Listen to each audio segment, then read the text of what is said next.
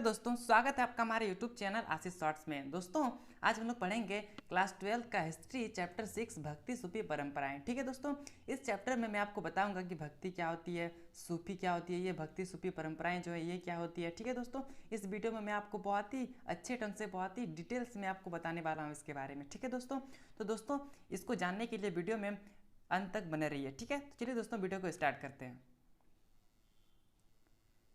दोस्तों ये जो वीडियो है, ये जो चैप्टर है, इसमें जो पहला टॉपिक है ये है भक्ति आंदोलन। ठीक है, तो इसके बारे में पहले थोड़ा सा समझिए, उसके बाद हम लोग वीडियो को स्टार्ट करेंगे। भारत देश में विभिन्न धर्मों को मानने वाले लोग रहते हैं। ये तो आपको पता होगा कि बहुत सारे धर्म हैं, बहुत सारे लोग हैं और बहुत सारे लोग अलग अलग धर्म को अपनाते हैं। ठीक है, तो ये आपको तो अच्छे से पता होगा। ठीक है, लेकिन आपको ये नहीं पता कि जो सबसे प्राचीन धर्म है, सबसे जो बहुत ही पुराना धर्म है वो क्या है, उसका नाम क्या है। तो इसके बारे में थोड़ा सा समझिए कि ये जो पूरा प्राचीन धर्म है, प्राचीन धर्म ये जो है ये है सनातन वैदिक धर्म। ठीक है, ये जो है सनातन वैदिक धर्म, इसको सबसे प्राचीन धर्म माना जाता है, जिसे हम फिलहाल अभी हिंदू धर्म कहते हैं। ठीक है, तो ये जो सनातन वैदिक धर्म है, हिंदू धर्म है, ये जो है इसके बाद जो है बहुत सारे धर्म हुए। जैसे कि मैं आपको बताऊं, जैन धर्म, बौद्ध धर्म, ईसाई, इस्लाम, ये जितने भी आप देख पा रहे हैं ये सारे धर्म जो हैं इसके बाद हुए। लेकिन सबसे प्राचीन धर्म जो थी वो थी सनातन वैदिक धर्म। ठीक है, तो ये तो आपको समझ में आई होगी।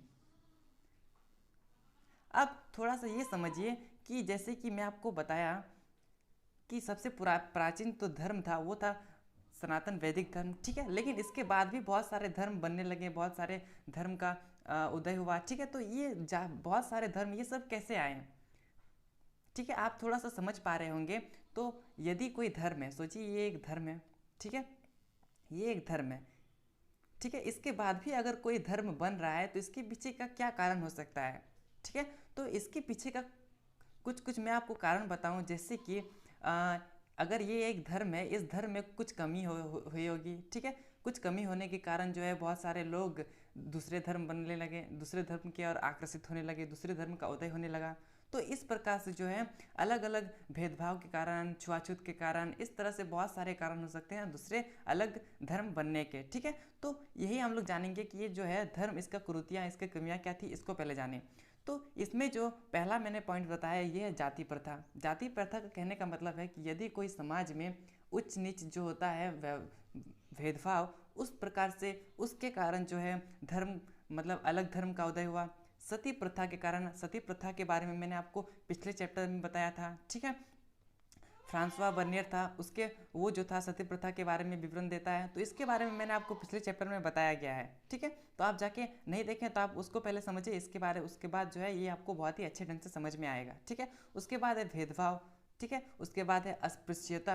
अस्पृश्यता मतलब छुआछूत वाला है। ठीक है, उसके बाद है वन व्यवस्था। वन व्यवस्था के बारे में भी मैंने आपको डिटेल से समझाया गया है, जिसमें 4 वन हुआ करते थे। ठीक है, जिसमें से जो लास्ट वन था शूद्र, ये जो है सबसे नीच दर्जा प्राप्त था इसको समाज में। तो इस तरह से मैंने आपको बहुत ही बेहतरीन ढंग से पहले बताया चुका है पिछले चैप्टर्स में। तो पहले आप वो सब जाने, उसको देखें वीडियो को, उसके बाद ये जो है आपको बहुत ही अच्छे ढंग से समझ में आएगा। ठीक है, तो ये सब कारण था। ठीक है, अब जो है लोग जैन धर्म और बौद्ध धर्म की ओर आकर्षित होने लगे इन कारणों के कारण। ठीक है, संतों ने धर्म से आडंबर हटाने का प्रयास किया। कुछ कुछ संत थे जो आडंबर, जो बुराई थी, जो धर्म में बुराई थी, उसको हटाने का प्रयास किया, आडंबर और भेदभाव को चुनौती दी। ठीक है, दक्षिण भारत में इसका विस्तार अलवार और नैनार संतों ने किया।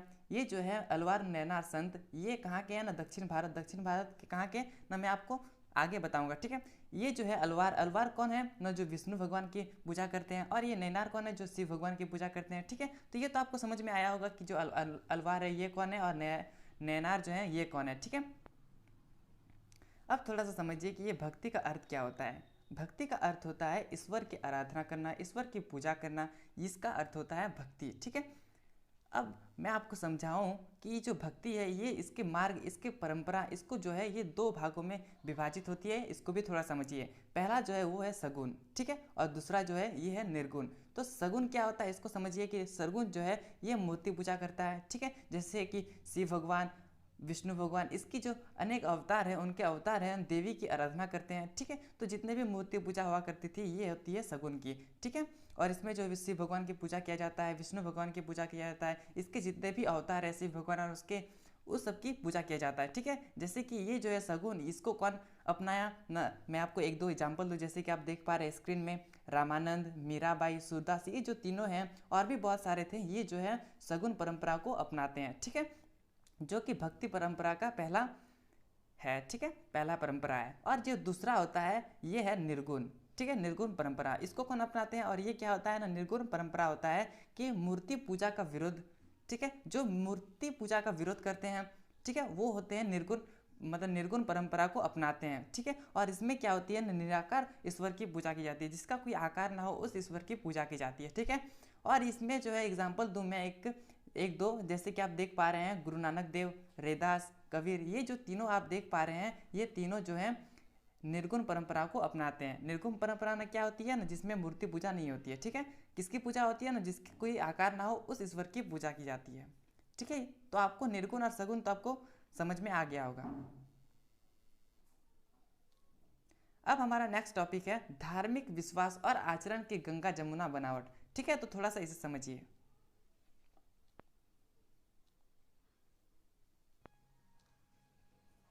इस काल की सबसे प्रमुख विशेषता है, ये जो काल है, इस काल में सबसे प्रमुख विशेषता क्या है ना, साहित्य और मूर्तिकला के अनेक तरह के देवी देवताओं का आगमन होता है। ठीक है, इसमें जो है बहुत सारे साहित्य मिले हैं, बहुत सारे मूर्तिकला मिले हैं, तो इसका जो है आगमन हुआ है इसी काल में। ठीक है, तो ये जो है प्रमुख विशेषता मानी जाती है इस काल की। और विभिन्न देवताओं के विभिन्न रूपों की आराधना इस समय बढ़ने लगी थी। ठीक है, जैसे कि मैंने आपको थोड़ा देर पहले क्या बताया, जैसे कि शिव और विष्णु भगवान की बहुत सारे अवतारों की पूजा की जाती है, तो उसी प्रकार से यहाँ पे जो है विभिन्न देवताओं की विभिन्न रूपों से आराधना की जाती है, पूजा की जाती है। ठीक है, और ये जो है इस समय जो है बहुत सारे पूजा की जाती थी। ठीक है, अब जो है हमारा नेक्स्ट टॉपिक ये है पूजा प्रणाली का समन्वय। ठीक है, तो थोड़ा सा इसे भी समझिए। इतिहासकारों का मानना है कि उपमहाद्वीप में अनेक धार्मिक विचारधाराएं और पूजा पद्धतियां थी। ठीक है, इतिहासकार क्या मानते हैं ना, उपमहाद्वीप में अनेक धार्मिक विचारधाराएं और पूजा पद्धति है, जिसमें से मैं आपको एक समझाऊं, वो है ब्राह्मण विचारधारा। तो इसे थोड़ा सा समझिए। इसका प्रसार पौराणिक ग्रंथ की रचना संकलन द्वारा हुआ था। ठीक है, यह ग्रंथ जो है संस्कृत भाषा में है। यदि आपके एग्जाम में या फिर कोई भी आपसे पूछे कि ये जो ब्राह्मण विचारधारा है ये किस भाषा में लिखी गई है, ठीक है, तो आप क्या बताइएगा ना, संस्कृत भाषा में। ठीक है, और इन ग्रंथों का जो ज्ञान शूद्र और महिला दोनों द्वारा ग्रहण किया जा सकता था। ठीक है, ये जो ग्रंथ है इसमें जितने भी ज्ञान दिए हुए हैं वो शूद्र के बारे में मैंने आपको बताया था पिछले चैप्टर में। ठीक है, 4 वर्णों के बारे में, जिसमें जो नीच वर्ण था शूद्र, उसके बारे में मैंने आपको बताया था। शूद्र और महिला जो है ये दोनों को जो है इसका ग्रहण, ये जो इसका ज्ञान है, इसका ज्ञान जो है ग्रहण करने का अधिकार था। ठीक है, किसका ना, ब्राह्मण विचारधारा का। तो ये आपको समझते हुए चलना है। इसी काल में स्त्री, शूद्र तथा अन्य सामाजिक वर्गों की आस्थाओं और आचरणों को ब्राह्मणों ने स्वीकृति दी थी। ठीक है, और यही काल था जिसमें स्त्री, शूद्र और अन्य सामाजिक वर्गों की आस्थाओं और आचरणों को ब्राह्मण ने स्वीकृति दी थी। ठीक है, मतलब इनकार नहीं की थी, मतलब मान्यता दी थी। ठीक है, तो ये तो आपको समझ में आया होगा कि विचार जो है ब्राह्मण विचारधारा ये क्या होता है। ठीक है, किस भाषा में लिखा गया है, ठीक है, और किसको किसको इस पर स्वीकृति दी थी, ठीक है, और किसने दी थी, ये तो आपको समझ में आ गया होगा।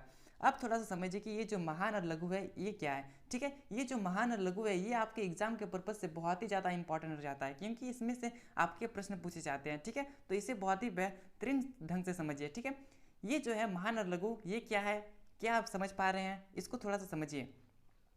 समाजशास्त्री रॉबर्ट रेडफील्ड ने भारत देश में सामाजिक परिवर्तन की प्रक्रियाओं का गहन विश्लेषण किया। क्या समझे कि ये जो है समाजशास्त्री रॉबर्ट रेडफील्ड ये क्या किए ना, भारत देश में सामाजिक परिवर्तनों की प्रक्रिया, जो भी समाज में परिवर्तन हो रहे थे उस प्रक्रिया को बहुत ही बेहतरीन ढंग से विश्लेषण किया। ठीक है, और इसके लिए उन्होंने महान और लघु परंपरा का नाम दिया।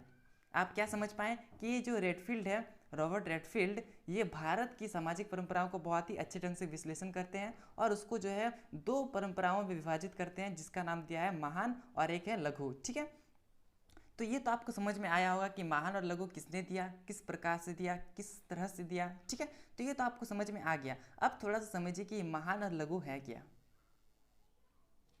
महान जो है, ये जो है इसमें कौन कौन से व्यक्ति आते हैं ना। एक है अभिजात वर्ग, अभिजात वर्ग के जो भी अमीर हुआ करते थे वो इस वर्ग में आते हैं। और जितने भी प्रभुत्वशाली, जितने भी ताकतवर लोग थे ये इसमें आते हैं। राजा थे, राजा इसमें आते हैं। और पुरोहित, ये जितने भी मैंने आपको बताए चारों, ये चारों जो है महान में आते हैं। ठीक है, और ये जो है, ये परंपरा जो है, इसको जो है ये विश्लेषण करते हैं रॉबर्ट रेडफील्ड। उसके बाद जो है इसको विभाजित करके दो खंडों में बांटते हैं। ठीक है, तो जिसमें से पहला मैंने आपको समझा दिया महान, और दूसरा है लघु। ठीक है, लघु में कौन आते थे? लघु में आते थे सामान्य कृषक, निरक्षर। निरक्षर का अर्थ क्या होता है? जो व्यक्ति मतलब पढ़ा ना हो, जिसके पास ज्ञान ना हो, उसे निरक्षर कहा जाता है। ठीक है, तो ये लघु में आते हैं सामान्य कृषक और निरक्षर। ठीक है, तो आपको महान और लघु के बारे में तो बहुत ही डिटेल से समझा दिया गया है, आपको समझ में आ गया होगा। ठीक है, अब हमारा नेक्स्ट टॉपिक जो है ये है देवी पूजा। ठीक है, मैंने आपको अभी तक क्या बताया कि यहाँ पे जो है शिव भगवान और विष्णु भगवान, इसकी जो है बहुत ही अलग अलग अवतारों में पूजा की जाती है। ठीक है, तो ये दोनों जो है पुरुष मतलब देवता माने जाते हैं। ये तो देवता पूजा की जाती है यहाँ, लेकिन देवी क्या, इसमें देवी पूजा की जाती है इस काल में। ठीक है, तो थोड़ा सा इसे समझिए देवी पूजा के बारे में। देवी की पूजा ज़्यादातर सिंदूर से पोते गए पत्थर के रूप में की जाती है। ठीक है, एक पत्थर हुआ करता, तो सोचिए एक पत्थर है। ठीक है, और इसी में जो है सिंदूर को मतलब इस तरह से सिंदूर दे के इसकी पूजा की जाती है। ठीक है, अगर आपके समाज में यदि आपके गांव में इस तरह से होता होगा तो आप जानते होंगे। ठीक है, इन देवी को मुख्य देवताओं की पत्नी के रूप में मान्यता मिली थी। ठीक है, ये जो देवी है, ये जो है इसको बहुत ही अच्छे ढंग से बहुत ही मान्यता मिली थी। ठीक है, तो जैसे कि मैं आपको एक दो एग्जाम्पल दूं, जैसे कि एक एग्जाम्पल आप देख पा रहे होंगे, विष्णु भगवान की पत्नी लक्ष्मी। ठीक है, शिव भगवान की पत्नी पार्वती। और देवी की जो आराधना पद्धति थी वो थी तांत्रिक। ये आपको समझते हुए चलना है कि देवी की जो आराधना पद्धति थी वो क्या थी ना, तांत्रिक। और इसके बारे में मैं आपको थोड़ा सा समझाऊं तो आप स्क्रीन में देख पा रहे होंगे, तांत्रिक पूजा पद्धति देश में कई हिस्सों में होती थी। ठीक है, ये जो पद्धति थी, जो पद्धति मैंने आपको क्या बताया थोड़ा देर पहले कि देवी की जो आराधना पद्धति, जो पूजा करने का तरीका था वो क्या था, तांत्रिक। ठीक है, और ये जो मैंने आपको बताया कि तांत्रिक पूजा पद्धति देश में कई हिस्सों में होती थी, बहुत सारे हिस्सों में होती थी। ठीक है, इसे स्त्री और पुरुष दोनों ही कर सकते थे। ठीक है, ये जो है देवी पूजा, ये जो है स्त्री और पुरुष दोनों कर सकते थे। इस पूजा पद्धति से शैव और बौद्ध दर्शन भी प्रभावित हुआ। ठीक है, और वैदिक काल में अग्नि, इंद्र और सोम जैसे देवता मुख्य देवता थे। ये आपको मैंने पिछले चैप्टर में भी बताया था। ये पॉइंट जो आप देख पा रहे हैं, वैदिक काल में अग्नि, इंद्र और सोम देवता जो है मुख्य देवता माने जाते हैं, ये आपको मैंने पिछले चैप्टर में बताया था। ठीक है, लेकिन पौराणिक समय में यह जो है गौण होते गए। ये जो है वैदिक काल के अब देवता अग्नि, इंद्र और सोम, ये जो है पौराणिक समय में गौण होते गए, अर्थात आप समझ सकते हैं एक प्रकार से गायब होते गए। ठीक है, इसका जो पूजा है वो कहीं ना कहीं कम होने लगा। ठीक है, तो इस प्रकार से आप समझ सकते हैं। साहित्य और मूर्तिकला दोनों में इन देवताओं का निरूपण नहीं दिखता है। ठीक है, साहित्य कला जो है और मूर्तिकला में ये जो है देवता वैदिक काल के इंद्र, सोम और अग्नि, ये जो है इनके देवता की पूजा जो है कम मिलती है। ठीक है, कब न, साहित्य और मूर्ति कला दोनों में। ठीक है, और वैदिक मंत्रों में विष्णु, शिव और देवी की झलक भी मिलती है। ठीक है, ये जो है वैदिक मंत्रों में जो वैदिक मंत्र हुआ करता था उसमें जो है विष्णु, शिव और जो है देवी, इसकी झलक मिलती है। ठीक है, तो यहाँ तक तो आपको समझ में आ गई होगी। वैदिक पद्धति और तांत्रिक पद्धति में कभी कभी संघर्ष भी उत्पन्न हो जाता है। कैसे संघर्ष उत्पन्न हो जाता होगा, मैं आपको थोड़ा सा एग्जाम्पल देकर समझाऊं, जिससे देखिए स्क्रीन में। ठीक है, स्क्रीन में आप जैसे कि देख पा रहे हैं, ये सोचिए कि ये जो है वैदिक पद्धति को अपनाता है। ठीक है, और ये जो है तांत्रिक पद्धति को अपनाता है। ठीक है, तो वैदिक पद्धति क्या होता है ना, वैदिक पद्धति में यज्ञ एवं मंत्रों का उच्चारण होता है। ठीक है, इसमें यज्ञ होता है, उसमें मंत्र होता है। ठीक है, ये जो है वैदिक पद्धति है। ठीक है, और तांत्रिक पद्धति क्या होता है, जिसमें वैदिक पद्धति का अवहेलना की जाती है, अर्थात जिसमें ये जो है वैदिक पद्धति में क्या होता है ना, यज्ञ और मंत्र का उच्चारण होता है। ठीक है, तो इसकी जो अवहेलना करता है वो है तांत्रिक पद्धति। ठीक है, तो इसमें जो है संघर्ष जो है ये उत्पन्न हो जाता है किस स्थिति में ना, जब ये जो है वैदिक पद्धति, इसमें इसके जो जितने भी भक्त हैं, जितने भी इसकी पूजा करते हैं, ये अगर बोलेंगे कि नहीं वैदिक पद्धति बहुत ही अच्छी है, तो वहीं पे ये बोलेगी ये जो है तांत्रिक पद्धति, ये जो है इसके भी जितने भी भक्त ये बोलेंगे कि नहीं तांत्रिक पद्धति बहुत अच्छा है। तो इस कारणवश जो है इसके और इसके बीच संघर्ष हो सकता है। ठीक है, तो इस तरह से संघर्ष की स्थिति उत्पन्न हो जाती है। भक्त अपने इष्ट और देव विष्णु और शिव को भी कई बार सर्वोच्च बताते हैं। ठीक है, भक्त जो है कई बार विष्णु को तो कई बार शिव को जो है बहुत सर्वोच्च बताते हैं। ठीक है, यहाँ तक तो आपको समझ में आई होगी। अब थोड़ा सा समझिए कि उपासना की कविताएं। ठीक है, कुछ संत कवि ऐसे नेता बनकर उभरे जिनके पास भक्तजनों का पूरा समुदाय गठित हो गया। क्या हुआ ना, कुछ संत कवि जो है ये एक नेता बनकर उभरे और उसके पास जो है भक्तजनों का पूरा समुदाय जो है इकट्ठा हो गया। कई परंपराओं में ब्राह्मण देवता और भक्तों के बीच बिचौलिया बने रहे। ठीक है, कई बार क्या होता है कि हर एक बार होता है कि ब्राह्मण जो है ये जो है देवता और भक्त, अर्थात यदि आप कभी मंदिर गए होंगे, ठीक है, पूजा करने, तो आपका जो पूजा मतलब आप जो पूजा करने गए हैं तो पंडित जो है वो पूजा को संपन्न करता है। तो वो जो पंडित हुआ करता है वो आप लोग दोनों के बीच अर्थात आपके और जो ईश्वर के बीच है ये दोनों के बीच का जो है काम करता है, जिसे बिचौलिया का मैंने आपको बताया बिचौलिया का काम करता है, बीच का जो है काम करता है। ठीक है, तो इस तरह से आप लोग दोनों को जो है आपके जितने भी मन की इच्छाएं हैं, ठीक है, तो इस तरह से आप लोग दोनों को जो है जोड़ता है। ठीक है, कुछ संतों ने स्त्री और निम्न वर्गों को भी स्वीकृत स्थान दिया है। ठीक है, तो यहाँ तक तो आपको समझ में आएगी उपासना की कविताएं।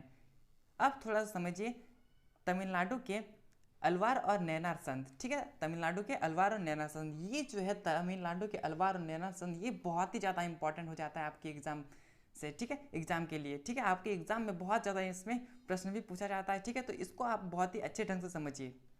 प्रारंभिक भक्ति आंदोलन लगभग 6वीं शताब्दी में अलवारों और नैनारों के नेतृत्व में हुआ। ठीक है, आपको पता होगा कि जो भक्ति आंदोलन हुआ वो 6वीं शताब्दी में अलवार और नैनार के नेतृत्व में हुआ। ठीक है, अपनी यात्राओं के दौरान इन संतों ने कुछ पवित्र स्थलों को अपने ईश्वर का निवेश स्थल घोषित किया। क्या क्या न, जो ये अलवार और नैनार है ये यात्राएं किए। ठीक है, और जहाँ ये यात्राएं किए कुछ पवित्र स्थलों को अपने ईश्वर का स्थान निवास स्थल घोषित किया। ठीक है, कुछ पवित्र स्थान थे जिसमें वो क्या किया ना, ईश्वर का जो है निवास स्थान ये घोषित किए। ठीक है, और ये जो है ईश्वर का निवास स्थान वहीं पे जो है विशाल विशाल मंदिर बना दिए गए। ठीक है, बहुत ही बड़े बड़े मंदिर बना दिए गए। ठीक है, और इसी को बाद में क्या क्या क्या कहने जाने लगा ना, इस स्थलों को बाद में तीर्थ स्थल माना जाने लगा। ठीक है, संतों ने भजनों को इन मंदिरों में अनुष्ठान के समय गाया जाता था। ठीक है, संत अर्थात अलवार नैनार जो है वो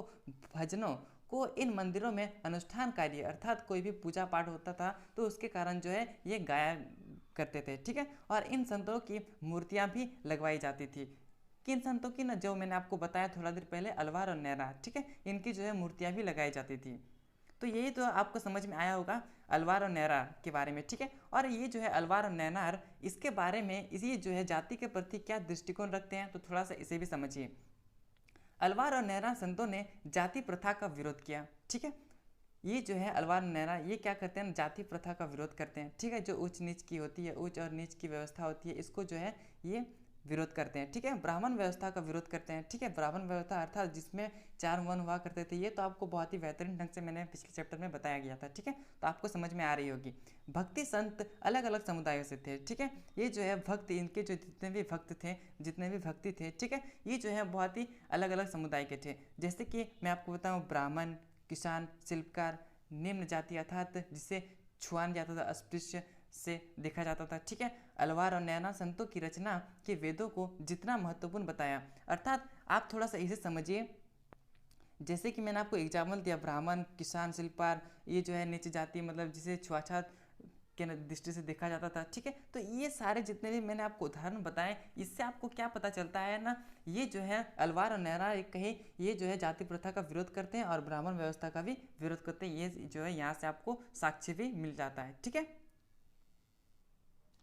अब जो है अलवार और नैनार संतों की रचना को वेदों जितना महत्वपूर्ण बताया। ठीक है, ये जो है अलवार नैनार इसकी जितनी भी रचनाएं की गई वेदों, ठीक है, जितनी भी रचनाएं की गई ये जो है वेदों जितना महत्वपूर्ण बताया, ठीक है, वेद की जितना महत्वपूर्ण जितना भी इंपॉर्टेंस दी जाती है ये इसकी भी इतनी ही इंपॉर्टेंस दी जाती है, ठीक है। जैसे कि मैं आपको एक एग्जांपल देता हूँ, तो जैसे कि आप स्क्रीन में देख पा रहे होंगे नला इर दिव्य प्रबंधम, ठीक है, ये जो है एक तमिल वेद है और इसी को जो है बहुत ज़्यादा इंपॉर्टेंस दी जाती है, बहुत ही महत्वपूर्ण माना जाता है, ठीक है। अब जो है अलवार और नैनार इसमें क्या स्त्री भक्त थे, स्त्री भक्त को इसमें क्या दर्जा प्राप्त था, ये जो अलवार और नैनार मैंने आपको बताया ये इसमें क्या स्त्री थे, तो इसको थोड़ा सा समझिए, स्त्री भक्त, ठीक है। इस परंपरा के अनुसार स्त्रियों को भी महत्वपूर्ण स्थान मिला था, ठीक है, किसमें न अलवार और नैनार में, ठीक है। जैसे कि आप देख पा रहे होंगे अंडाल, अंडाल किसे कहा जाता है ना, अलवार स्त्री, ठीक है। और अंडाल के भक्ति गीत बड़े स्तर पर गाए जाते थे और आज भी गाए जाते हैं, ठीक है।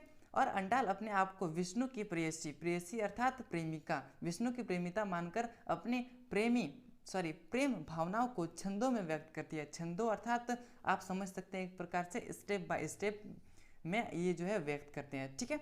यहाँ से आपको क्या समझ में आया, जो अंडाल हुआ करती थी विष्णु भगवान की भक्त, वो क्या है कि अपने आप को जो है विष्णु की प्रेमिका मानती थी, ठीक है, और अपने जो है प्रेम भावनाओं को जो है स्टेप बाय स्टेप में उसको व्यक्त करती थी, ठीक है। तो ये तो आपको समझ में आया होगा अंडाल, ठीक है। अब थोड़ा सा समझिए करिक्कल अम्यार, ये जो है नयनार स्थिति होती थी, अर्थात जो शिव भगवान की पूजा करती थी, ठीक है, ये जो है घोर तपस्या का रास्ता अपनाया करती थी, ठीक है, ये जो है बहुत ही ज़्यादा तपस्या करती थी, ठीक है। और इन स्त्रियों की रचना में पितृसत्तात्मक व्यवस्था थी, ये जो है पितृसत्तात्मक को चुनौती देती थी, ठीक है।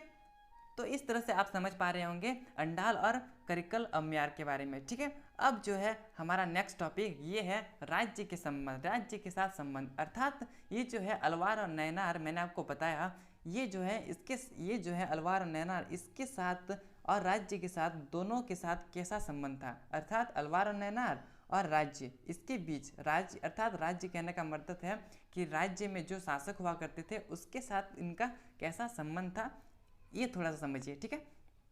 जैन बौद्ध धर्म के प्रति विरोध तमिल भक्ति रचना में देखने को मिलता है, क्या आप समझ पाए ना, जैन और बौद्ध धर्म जो है इसके प्रति जो है विरोध तमिल भक्ति की रचना में देखने को मिलता है, ठीक है। ये जो है अलवार और नैनार ये जो है जैन और बौद्ध धर्म के प्रति जो है तमिल भक्तों की रचना में देखने को मिलता है, क्या ना, विरोध, ठीक है। तो विरोधी धार्मिक समुदायों में राज्य के अनुदान प्राप्त करने के लिए प्रतिस्पर्धा होती रहती थी, ठीक है। यहाँ पर आप क्या समझ पाए ना, विरोधी धार्मिक समुदाय, ठीक है, ये जो है जैन बौद्ध और अलवार नैनार जो है ये जो है इसके साथ जो है प्रतिस्पर्धा अर्थात कंपटीशन हुआ करता था, किसके कारण, राज्य के अनुदान प्राप्त करने के लिए, ठीक है। राज्य के जो राजा के द्वारा जो अनुदान देते थे इसके कारण जो है इसमें जो है कंपटीशन बना रहता था, ठीक है। और आगे थोड़ा सा समझिए कि चोल शासक ने ब्राह्मण और भक्ति परंपराओं का समर्थन किया। ये जो चोल शासक है मैंने आपको पिछले चैप्टर में अच्छे से बताया था, चोल, चेर और पांड्य, तो चोल शासक के बारे में मैंने आपको बताया था, ठीक है। ये जो है ब्राह्मण और भक्ति परंपरा जो है उसको समर्थन दिया, ठीक है, इसका उसके सपोर्ट में रहे, उसके तरफ रहे, ठीक है, और इसको मान्यता दी, कौन न, चोल शासक ने, ठीक है। और चोल शासक जो है विष्णु भगवान और शिव भगवान जो है इनकी मंदिरों का निर्माण के लिए भूमि अनुदान दिया, ठीक है, अर्थात जो जिस जगह पर शिव और विष्णु भगवान की पूजा की जाती होगी उस जगह पर उस भूमि का जो है उसको अनुदान किया, ठीक है। और चोल सम्राट की मदद से जो है बनाए गए विशाल मंदिर, जैसे कि मैं आपको एक दो एग्जाम्पल दूँ, चिदम्बरम और तंजावुर, ये जो देख पा रहे हैं नाम, ये जो है शिव भगवान का विशाल मंदिर का नाम है, ठीक है, जो कि चोल सम्राट की मदद से बनाए गए थे, ठीक है। काशी की शिव की मूर्ति का निर्माण हुआ, ठीक है। अलवार और नैनार संत वेल्लाल किसानों द्वारा सम्मानित होते थे, ठीक है, इसलिए शासकों ने इनका समर्थन पाने का प्रयास किया, ठीक है। ये जो शासक हुआ करते थे ये जो है इसका समर्थन प्राप्त करना चाहते थे, ठीक है। और चोल सम्राट ने देव्य समर्थन पाने का दावा किया। ये जो चोल सम्राट थे वो जो है देव्य सम्राट जो देव्य समर्थन था इसको पाने का प्रयास किया, इसका दावा किया, अर्थात जो चोल सम्राट हुआ करते थे वो जो है देव्य समर्थन अर्थात जो भी देवी हुआ करती थी, जितना भी देवी देवता हुआ करता था उसका समर्थन प्राप्त करने का दावा किया, ठीक है।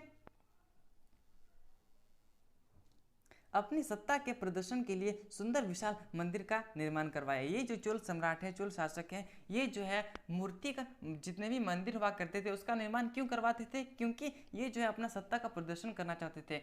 ये अपने आप को दिखाना चाहते थे कि ये जो है कितने शक्तिशाली है, कितना धन है इनके पास, ये कितने ताकतवर है। तो इस प्रकार से ये जो है ये दिखाया करते थे। इसके कारण जो है ये विशाल मंदिरों का निर्माण किया करते थे, ठीक है, जिनमें पत्थरों और धातु से बनी बड़ी बड़ी मूर्तियाँ मतलब इसमें शामिल की गई है, इसमें बनाई गई, ठीक है। और चोल सम्राटों के द्वारा तमिल भाषा की सेव भजन का गायन मंदिरों में प्रचलित करवाया, ठीक है। ये जो चोल सम्राट है ये जो है तमिल भाषा के सेव भजन अर्थात शिव भगवान के जो भजन हुआ करते थे उसको जो है मंदिर में प्रचलित करवाया, ठीक है। भजनों का संग्रह एक ग्रंथ के रूप में कराने का जिम्मा भी उठाया, ठीक है। और 945 एडी अर्थात ईस्वी के एक अभिलेख से यह पता चलता है कि चोल सम्राट का क्या नाम है ना, परांतक प्रथम ने, अर्थात ये जो चोल सम्राट है इसका एक शासक का मैं एक उदाहरण दूं तो ये है परांतक प्रथम ने। ये क्या किया ना, संत कवि अंपायर जो आप देख पा रहे हैं स्क्रीन में, संबधर और सुंदरार की धातु की मूर्ति जो प्रतिमा जो है शिव मंदिर में स्थापित करवाएं। ये जो है चोल सम्राट कौन है? चोल सम्राट जो है ये परांतक प्रथम, ये क्या किए ना, सबंदर और सुंदरार, ये जो है इसकी धातु की प्रतिमा शिव मंदिर में स्थापित करवाएं, ठीक है। तो ये तो आपको समझ में आ रही हुई। और कब स्थापित करवाएं ना, आप यहाँ पे स्क्रीन में देख पा रहे होंगे किस टाइम पे इसका अभिलेख मिला था ना, 945 ईस्वी में एक अभिलेख मिला। इससे ये पता चलता है कि जो है चोल सम्राट ये जो है यहाँ की धातु की प्रतिमा जो है शिव मंदिर में स्थापित करवाते हैं, ठीक है। तो ये तो आपको समझ में आई होगी। अब थोड़ा सा समझिए, आप तो अलवार और नैरार के बारे में मैंने जितने भी पॉइंट्स बताए आपको पूरे समझ में आए होंगे, ठीक है। कुछ भी नहीं था, बहुत ही सिंपल था, ये तो आपको समझ में आ गया, ठीक है। लेकिन ये जो है हमारा नेक्स्ट टॉपिक विरसे परंपरा, जो कि कर्नाटक की एक परंपरा है, ठीक है। ये जो है आपके एग्जाम के पर्पज से बहुत ही ज़्यादा इंपॉर्टेंट हो जाता है, तो ये आपको बहुत ही अच्छे ढंग से समझ में आनी चाहिए, ठीक है। नहीं तो आपका जो है एग्जाम में क्या बोलते हैं, यदि आपका एग्जाम में इस तरह का इससे रिलेटेड कोई प्रश्न आ जाता है तो आपका छूट सकता है, ठीक है। तो आपको ये जो है बहुत ही अच्छे ढंग से समझना चाहिए। 12वीं शताब्दी में कर्नाटक में बासवन्ना नामक ब्राह्मण, अर्थात ये जो है बासवन्ना नामक ब्राह्मण, इसके नेतृत्व में एक आंदोलन चला, ठीक है। क्या समझ पाए ना, 12वीं शताब्दी में कर्नाटक के बासवन्ना नामक ब्राह्मण ने उसके नेतृत्व में एक आंदोलन चला, ठीक है। बासवन्ना नामक एक चालुक्य राजा के दरबारी मंत्री थे, ठीक है। ये जो है बासवन्ना नामक ब्राह्मण ये कौन है ना, दरबार मंत्री हैं, कहाँ के ना, चालुक्य राजा के, ठीक है। इसके जो है मंत्री हैं, कहाँ के ना, दरबार मंत्री, ठीक है। यह प्रारंभ में जैन मत को मानने वाले थे, ठीक है। ये क्या करते थे ना, पहले जो है जैन मत को मानने वाले थे, लेकिन अभी फिलहाल क्या है ना, ब्राह्मण है, ठीक है। इनके अनुयायी जो है वीरशैव या लिंगायत कहलाते हैं। इसके अनुयायी अर्थात ये आप क्या समझ पा रहे हैं, ये जो है बासवन्ना नामक ब्राह्मण, इसके जो है अनुयायी है, इसको क्या कहा जाता है ना, एक वैष्णव कहा जाता है, और वहीं पे ये जो है लिंगायत कहा जाता है। ये वैष्णव और लिंगायत क्या होता है इसके बारे में थोड़ा सा समझिए। विरशैव और लिंगायत है क्या, पहले ये समझिए। मैंने आपको क्या बताया ना, विरशैव और लिंगायत जो है ये एक अनुयायी है, किनके ना, बासवन्ना नामक ब्राह्मण के। ये तो आपको समझ में आ गया, ठीक है। अब थोड़ा सा इसका अर्थ समझिए कि वीरशैव जो है इसका अर्थ होता है शिव के वीर, और जो लिंगायत है इसका अर्थ होता है लिंग धारण करने वाला। इससे तो आप कुछ समझ नहीं पा रहे होंगे, लेकिन मैं आपको बताऊंगा, ठीक है। फिलहाल आप ये समझिए कि ये जो है वीरशैव, इसका अर्थ होता है शिव के वीर, ठीक है। तो ये तो आपको दोनों समझ में आया होगा, ये दोनों किसके अनुयायी है ना, बासवन्ना नामक ब्राह्मण के, ठीक है। तो ये तो आपको समझ में आ गया।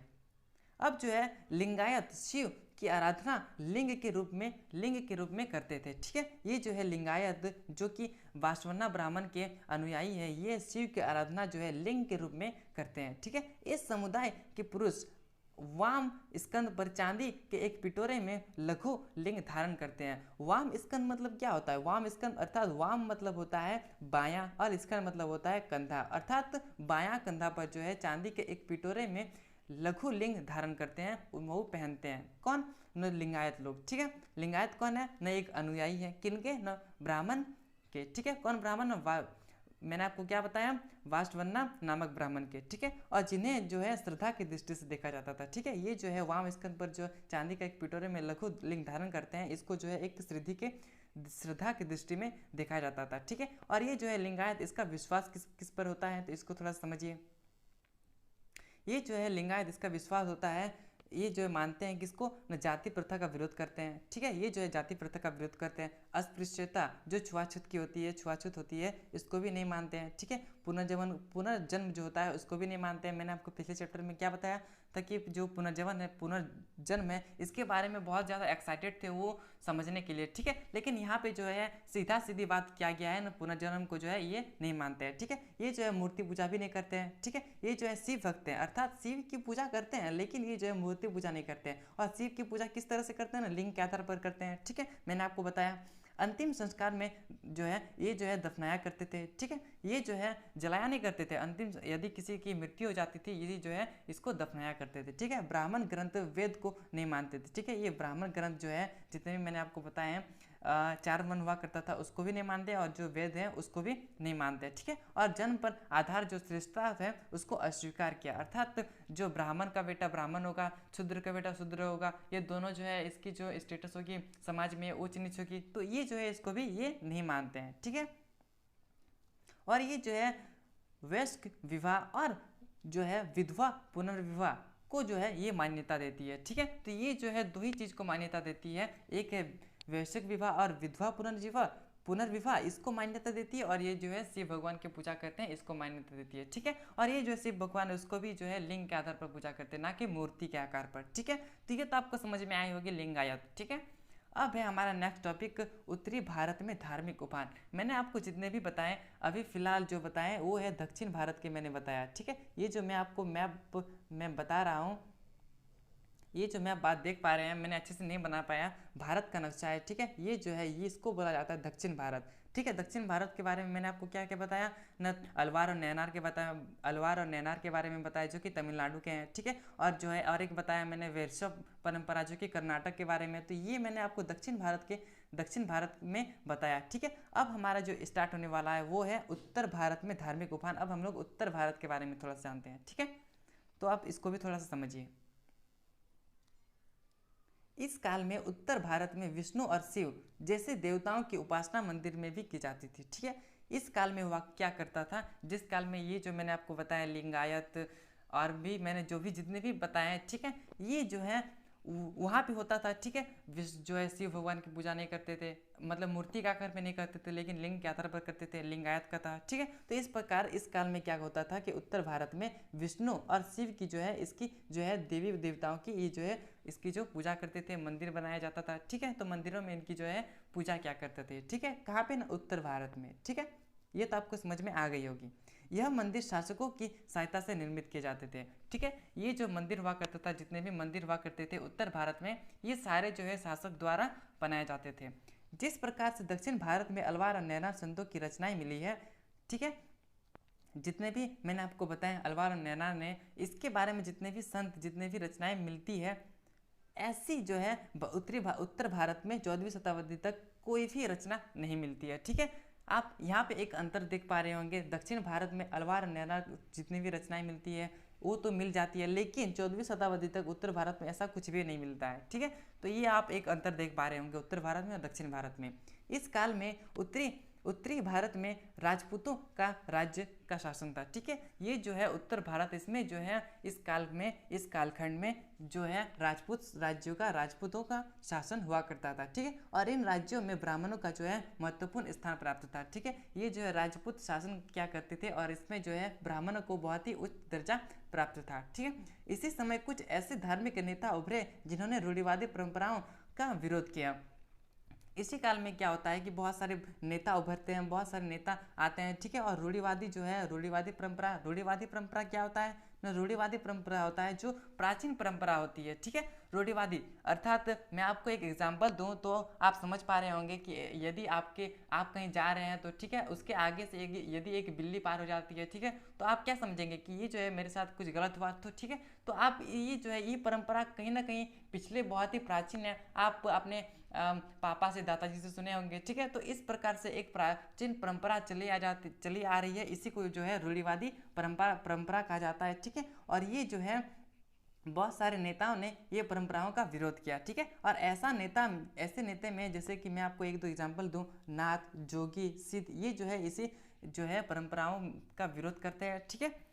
कौन परंपरा ना, रूढ़िवादी परंपरा का, ठीक है। और इनमें जो है बहुत से लोग जो है शिल्पी शिल्पी के बारे में, शिल्प उत्पादन के बारे में मैंने आपको बहुत ही बेहतरीन ढंग से हड़प्पा सभ्यता में बताया गया, ठीक है। और हड़प्पा सभ्यता का जो महत्वपूर्ण शिल्प उत्पादन केंद्र था उसका नाम भी मैंने बताया था, ठीक है। तो दोस्तों मैं आपको यदि एक प्रश्न पूछूं कि हड़प्पा सभ्यता में जो शिल्प उत्पादन होता था, तो शिल्प उत्पादन का सबसे महत्वपूर्ण केंद्र क्या होता था, आपको याद होगा, आपने मेरी वीडियो देखी होगी तो आपको याद होगा, और आप जो है दोस्तों इसका आंसर जो है कमेंट में लिख पाएंगे, ठीक है। तो इसका आंसर आप हमें कमेंट में जरूर दीजिएगा यदि आपको याद हो तो, ठीक है। आगे बढ़ते हैं, जिनमें जुलाहें भी शामिल हुआ करते थे, ठीक है। अनेक नए नए धार्मिक नेताओं ने वेदों की सत्ता को चुनौती दी, अर्थात यहाँ पे जितने भी नेता उभरे, मैंने आपको क्या बताया, नाथ, जोगी, सिद्ध, ये जितने भी नेता यहाँ पे उभरे, रूढ़िवादी परंपराओं का जो विरोध किया, ठीक है, ये सारे क्या करते थे ना, वेदों की सत्ता जो है उसको चुनौती देती थी, ठीक है।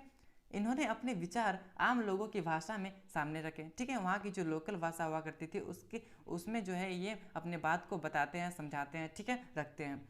नवीन धार्मिक नेता लोकप्रिय जरूर थे, लेकिन शासक वर्ग का प्रश्रय हासिल नहीं कर सके, ठीक है। ये जो है नवीन धार्मिक नेता जितने भी मैंने आपको बताए नाम, वो जो है लोकप्रिय तो थे, लेकिन उसका जो शासक वर्ग था, शासक का जितने भी दर्जा प्राप्त था, वो जो है इसको हासिल नहीं होता है, ठीक है।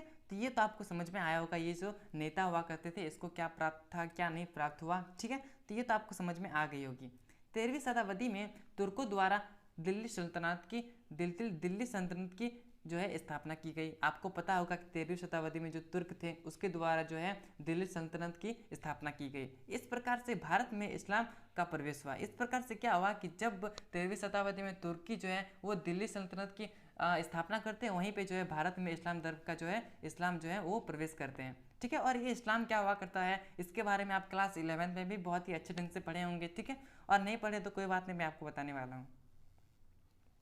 इस्लामी परंपरा अरब व्यापारी समुद्र के रास्ते पश्चिम भारत में बंदरगाह तक आए हैं, ठीक है। ये जो है इस्लामी, ये क्या करते थे ना, अरब व्यापारी थे, ठीक है। और ये जो समुद्र के रास्ते से पश्चिमी भारत के जो बंदरगाह थे वहाँ तक आए और इस प्रकार जो है भारत में प्रवेश करते हैं, ठीक है।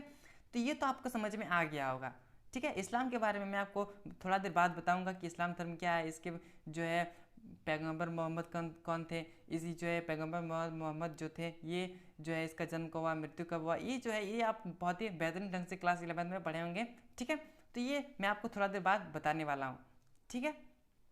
अब जो हमारा नेक्स्ट टॉपिक स्टार्ट होने वाला है वो है शासकों और शासितों के धार्मिक विश्वास। तो थोड़ा सा इसे भी समझिए।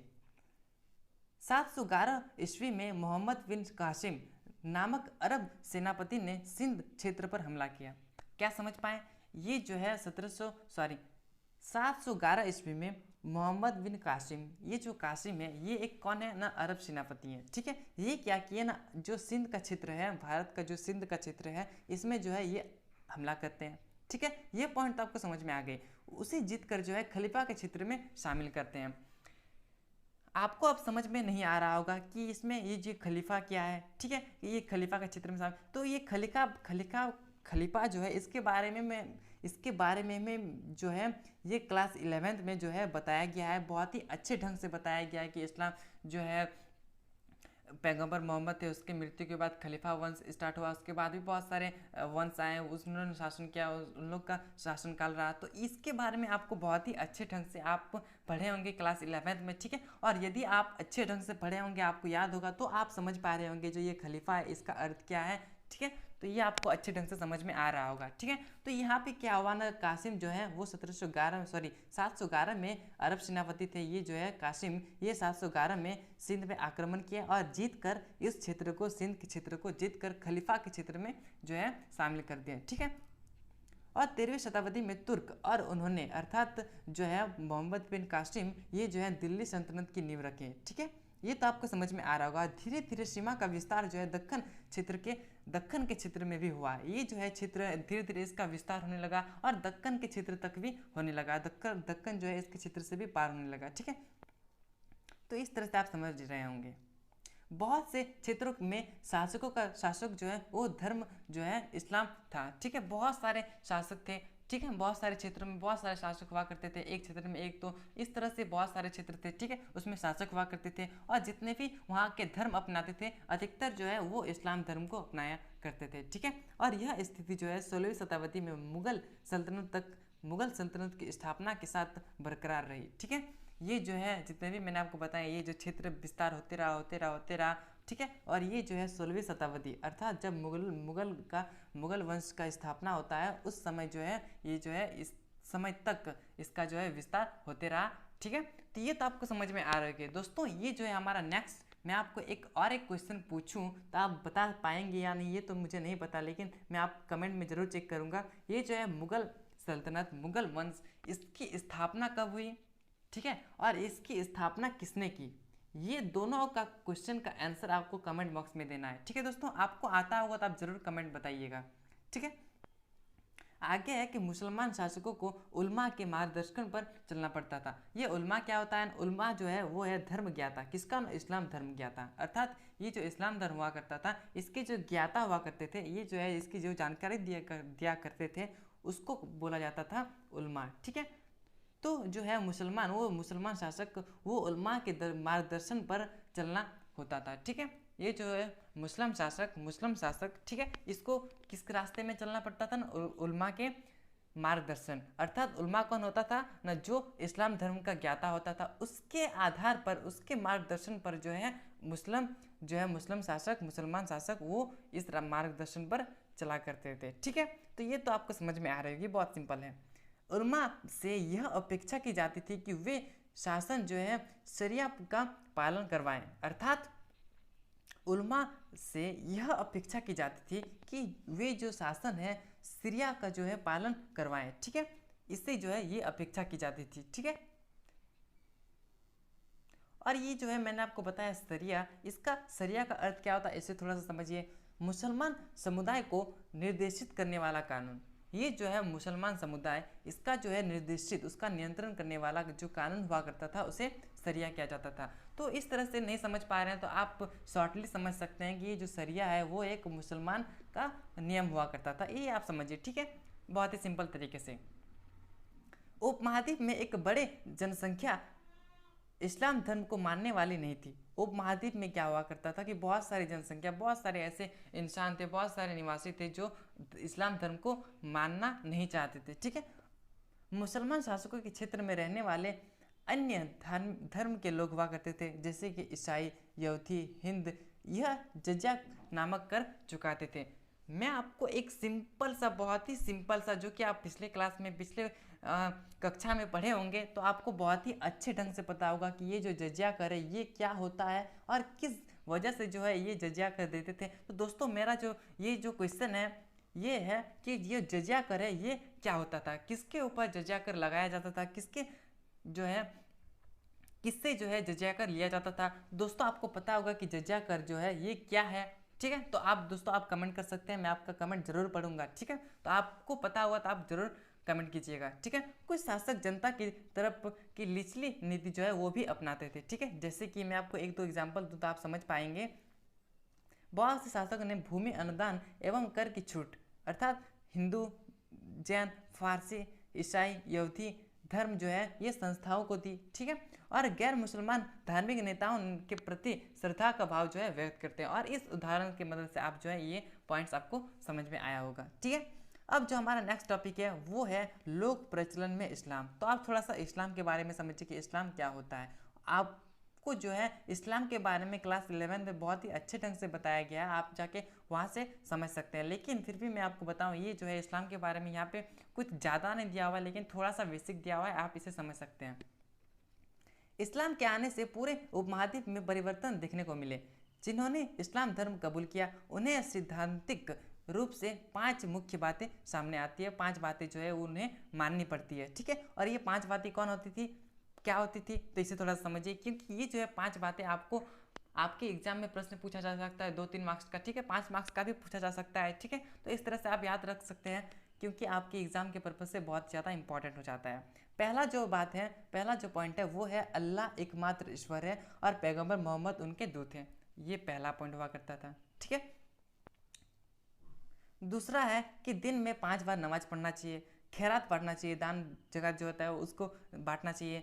उसके बाद है कि रोजे रखना चाहिए। हज के लिए मक्का जो है, हज की यात्रा के लिए मक्का जाना चाहिए, ठीक है। हज यात्रा क्या होता है ये भी आपको क्लास 11 में बहुत ही अच्छे ढंग से आप पढ़े होंगे, ठीक है, तो आपको समझ में आ रहा होगा, ठीक है। ये जो 5 बातें हैं, ये आप 5 बातें जो है इनको कबूल करना पड़ता था, ठीक है। अब पैगम्बर मोहम्मद आखिरी पैगम्बर थे, इनके बाद जो है खलीफा पद शुरू हुआ।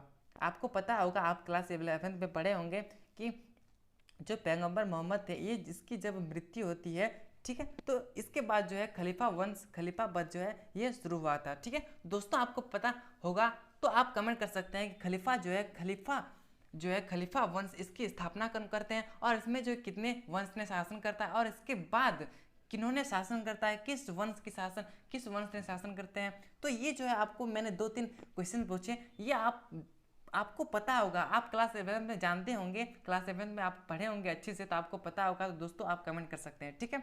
मैं आपको इस तरह का क्वेश्चन क्यों पूछ रहा हूँ, क्योंकि आप कितना याद रख पाते हैं, कितना याद नहीं रख पाते हैं, आप कमेंट करके बताइए, जिस कारण बस हमको ये पता चलेगा कि अच्छा आप इस तरह से पढ़े हैं, तो इस तरह से आपको याद रखा है, ठीक है।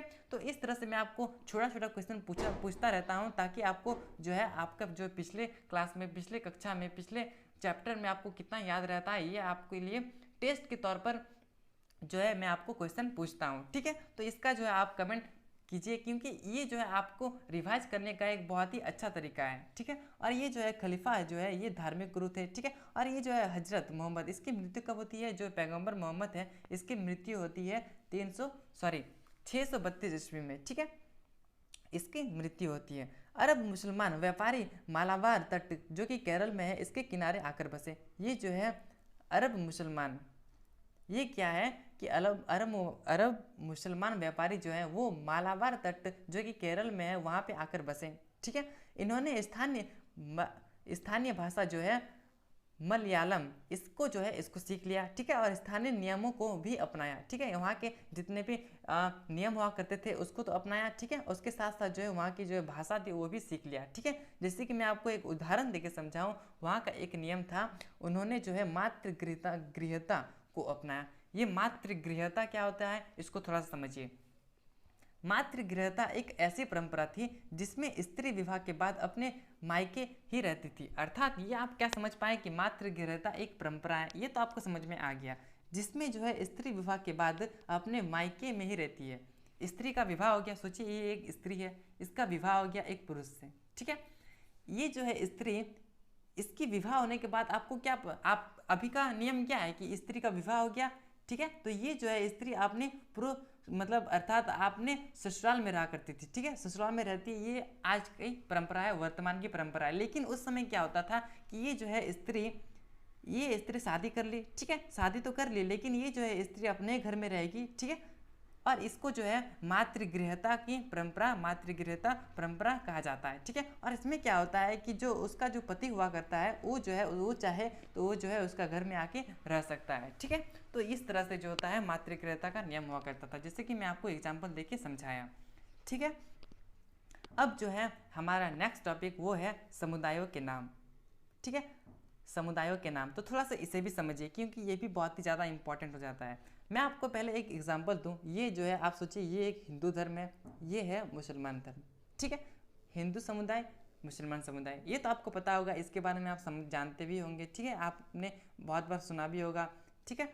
तो ये जो है मुस्लिम और हिंदू, ये जो है बहुत ही जो है ये जो है समुदाय, ये बहुत ही प्राचीन तो नहीं है फिलहाल के हैं, लेकिन इससे भी बहुत सारे प्राचीन थे, बहुत सारे प्राचीन धर्म थे, ठीक है। मैंने आपको नाम भी बताया पहले, ठीक है। तो इसमें क्या होता था कि 8वीं से 14वीं शताब्दी के मध्य इतिहासकारों के संस्कृत ग्रंथों और अभिलेखों का अध्ययन किया, ठीक है। 18वीं शताब्दी में जो है इतिहासकार क्या करते हैं ना, संस्कृत का जो ग्रंथ होता है और अभिलेख होता है उसको जो है अध्ययन करते हैं। उनके जो है उनमें मुसलमानों शब्द जो है वो जो है उसका प्रयोग नहीं था, अर्थात 18वीं शताब्दी में इतिहासकार जितने भी ग्रंथ पढ़े संस्कृत के, ठीक है, जितने भी अभिलेख पढ़े, उसमें जो है मुसलमान शब्द इसका प्रयोग नहीं किया गया था, ठीक है। और लोगों का वर्गीकरण उनके जन्म के स्थान के आधार पर होता था, इस तरह का यहाँ पे बताया गया था, ठीक है। कहाँ पे ना, जो है संस्कृत का ग्रंथ जो अभिलेख है 18वीं शताब्दी का, वो इसमें पता चलता है, ठीक है। जैसे कि मैं आपको एक तो उदाहरण दूँ तो आप समझ पाएंगे कि जो है तुर्की में जो जन्म लेते हैं वो जो है वो तुर्क कहलाते हैं। ताजिकिस्तान में जो जन्म लेते हैं वो ताजिक कहलाते हैं। और जो फारस में जन्म लेते हैं वो है, उसको जो है पारसिक कहलाते हैं। और तुर्क और अफगानों को शक एवं यवन भी कहा गया, ठीक है। और इन प्रवासी समुदायों के लिए एक अधिक सामान्य शब्द जो है वो मलेच कहा जाता था, मलेच जो है इसका प्रयोग किया जाता था। और मलेच जो है ये क्या आता है तो थोड़ा सा इसे समझिए, क्योंकि आपके एग्जाम में 1 पॉइंट का जो MCQ क्वेश्चन होता है उसमें भी आपको पूछा जा सकता है ये जो मलेच है ये क्या होता है। तो मलेच जो है वो असभ्य भाषा बोलते हैं, जो इंसान असभ्य भाषा बोलते थे वो उसे मलेच कहा जाता था। अनार्य अर्थात जो आर्य की परंपरा जो है आर्य परंपरा को ना मानते हैं उसे जो है मलेच किया जाता है। आर्य के बारे में मैंने आपको चैप्टर 1 हड़प्पा सभ्यता के बारे में बताया था तो आपको याद होगा, ठीक है। ये जो है अनार्य, इससे आपको पता चलता है कि मलेच जो है इसका अर्थ होता है, ठीक है। और जो वन व्यवस्था का पालन नहीं करते हैं, ठीक है, इसको जो है मलेच कहा जाता है। और ऐसी भाषा बोलने वाले जो संस्कृत से नहीं उपजी, ऐसे शब्दों में हीन भावना निहित थी, ठीक है। तो इस कारण से आपको पता चलता है कि ये जो पॉइंट्स है ये मलेच के पॉइंट्स है, ठीक है। अब जो है थोड़ा सा समझिए कि सूफीवाद के लिए जो है इस्लामिक ग्रंथ में जो है तशव्वुह जो शब्द का प्रयोग होता था, ठीक है। मैंने आपको क्या बताया, ये जो सूफीवाद है इसे जो है इस्लामिक ग्रंथों में क्या कहा जाता है ना, तशव्वुह, ठीक है। इसका अर्थ, इसका इस्तेमाल किया जाता है इस्लामिक ग्रंथों में, ठीक है, किसके लिए ना, सूफीवाद के लिए। और ये जो है सूफीवाद ये जो है सूफ से निकला है और जिसका अर्थ होता है ऊन, ठीक है। ये तो आपको समझ में आ रहा होगा कि सूफीवाद जो है इस्लामिक ग्रंथों में इसे तशुक कहा जाता है, लेकिन ये जो है सूफीवाद इसको ये जो है सूफ से निकला है जिसका अर्थ होता है ऊन, ठीक है। कुछ विद्वानों का मानना है कि सूफी की उत्पत्ति जो है सफा से हुई है, ठीक है। कहीं कहीं जो है इतिहासकार मानते हैं कि इसका जो ये जो है सूफीवाद ये जो है सूफ से निकला है, उसका अर्थ होता है ऊन। वहीं पर कई कई विद्वान कई कई इतिहासकार मानते हैं कि ये जो सूफीवाद है ये सफा से निकली है और जिसका अर्थ होता है साफ या पवित्र। तो कुछ जो है इतिहासकार जो है इसके बीच जो है मतभेद है। तो इस तरह से आप समझ सकते हैं कि सूफीवाद का अर्थ एक ऊन हो गया जहाँ सूप से निकला है, ठीक है, और ये दूसरा जो है सफा से निकला है जिसका अर्थ होता है साफ या फिर पवित्र। तो इस तरह से आप समझ सकते हैं, ठीक है। और इस पे जो है इसके बीच जो है इतिहासकारों का जो है मतभेद भी है। तो इस तरह से आप 2-3 पॉइंट समझ सकते हैं, 2-3 एग्जाम्पल समझ सकते हैं। इस्लाम में कुछ संतों का रूढ़िवादी परंपराओं से बाहर निकलकर रहस्यवाद और वैराग्य की ओर झुकाव बढ़ा, यह सूफीवाद कहलाए। क्या समझे कि इस्लाम में जो कुछ संत थे वो रूढ़िवादी परंपराओं से बाहर निकलकर, जितने भी मैंने आपको नेता के नाम बताए थे थोड़ा देर पहले, और रूढ़िवादी परंपरा के बारे में भी मैंने बताया, ठीक है। रूढ़िवादी परंपरा जो है ये जो है क्लास 10th में आपको बताया गया है, ठीक है। तो आप क्लास 10th में जो है आपको याद होगा कि रूढ़िवादी परंपरा क्या होती है, और नहीं याद है तो कोई बात नहीं, मैंने आपको बता दिया है, ठीक है। इससे जो है बाहर निकलकर जो है रहस्यवाद और वैराग्य की ओर जो है झुकाव पड़े, उसकी ओर जाने लगे, ठीक है। और इसमें आगे क्या हुआ कि इस झुकाव और इसके कारण, इसकी ओर आने के कारण जो है ये जो है सूफी कहलाए। मैं आपको शॉर्टली समझाऊं, ये सोचिए कि रूढ़िवाद है, रूढ़िवादी परंपरा, ठीक है। यहाँ पे जितने भी निवासी थे, कुछ निवासी कुछ लोग जो है इससे हटकर, इससे जो है बाहर आ गए, ठीक है, और रहस्यवाद और वैराग्य जो परंपरा होती है उसकी ओर आए, ठीक है। और ये जो जितने भी निवासी यहाँ पे आए वैराग्य और रहस्यवाद में, वो जो है जितने भी व्यक्ति आए वो जो है सूफी कहलाए, ठीक है। तो इससे आपको समझ में आया होगा कि सूफीवाद जो है, सूफी कहाँ से निकला, किस व्यक्ति को सूफी कहा जाता है। तो इस तरह से आप समझ सकते हैं। इन्होंने रूढ़िवादी परिभाषा और धार्मिक गुरुओं द्वारा दी गई कुरान की व्याख्या की आलोचना की। इन्होंने मुक्ति की प्राप्ति के लिए ईश्वर की भक्ति और उनके आदेशों का पालन पर अधिक बल दिया, ठीक है। इन्होंने पैगंबर मोहम्मद को इंसान एक कामिल बताया। ठीक है, ये जो है आपको एक नंबर में पूछा जा सकता है, आपका एमसीक्यू में भी आ सकता है कि पैगंबर मोहम्मद को जो ये जो है सूफी जो है ये क्या कहते हैं ना, ये जो है इंसान कामिल इसको बताया, किसको ना, पैगंबर मोहम्मद को। ठीक है, तो इस तरह से आप याद रख सकते हैं। पैगंबर मोहम्मद के अनुसरण की भी बात करते हैं सूफी। ठीक है, और सूफियों की कुरान की व्याख्या अपने निजी अनुभव के आधार पर की। ठीक है, तो इस तरह से जो है सूफी शब्द किस तरह से निकला, सूफी का अर्थ क्या होता है, इसके बीच जो है इतिहासकारों का मतभेद भी है। ठीक है, और ये सूफी जो है रूढ़िवादी जो है परंपरा है, उससे हटकर जो है एक नया परंपरा बनी, वैराग्य और रहस्यवाद परंपरा। ठीक है, तो इसको जो है सूफी कहा गया। ठीक है, और सूफी के बाद जो है सूफी जो है पैगंबर मोहम्मद के बारे में क्या कहते हैं, ठीक है, किसको इसको जो है अनुसरण दी। ठीक है, तो इस तरह से जितना भी मैंने आपको बताया सूफी के बारे में, ये आपको बहुत ही अच्छे ढंग से, बहुत ही बेहतरीन ढंग से आपको समझ में आ गई होगी। ठीक है, अब हमारा जो नेक्स्ट टॉपिक है वो है खानका और सिलसिला। तो थोड़ा सा इसे समझिए कि खानका क्या होता है और जो है सिलसिला क्या होता है। ठीक है, तो खानका जो है इसका अर्थ होता है सूफी संतों अर्थात धर्म प्रचारकों के रहने का स्थान। मैंने आपको सूफी समझाया। ठीक है, सूफी तो आपको समझ में आ गया। ठीक है, ये जो सूफी जहाँ पे रहते हैं, जिस स्थान पे रहते हैं, उसे जो है खानका कहा गया। ये तो आपको समझ में आ गया, बहुत ही सिंपल है। ठीक है, आपको समझ में आ गया होगा। खानका का नियंत्रण शेख, पीर, मुर्शिद के हाथ में होता था। मैंने आपको क्या बताया, खानका कौन क्या है ना, खानका एक स्थान है जहाँ पे सूफी रहते हैं। ठीक है, और ये जो खानका का नियंत्रण जो है शेख, पीर और मुर्शिद इसके द्वारा किया जाता है। यह भी आपको समझ में आ गया। संतों के अनुयायी जो है मुरीद कहलाते हैं। ठीक है, ये जो है संतों के अनुयायी, इसको जो है मुरीद कहा जाता है। और शेख अपने मुरीदों की भर्ती करते थे। ठीक है, ये जो है शेख, मैंने आपको बताया शेख जो कि खानका का नियंत्रण करते हैं, वो मुरीदों की जो है भर्ती करते हैं। आध्यात्मिक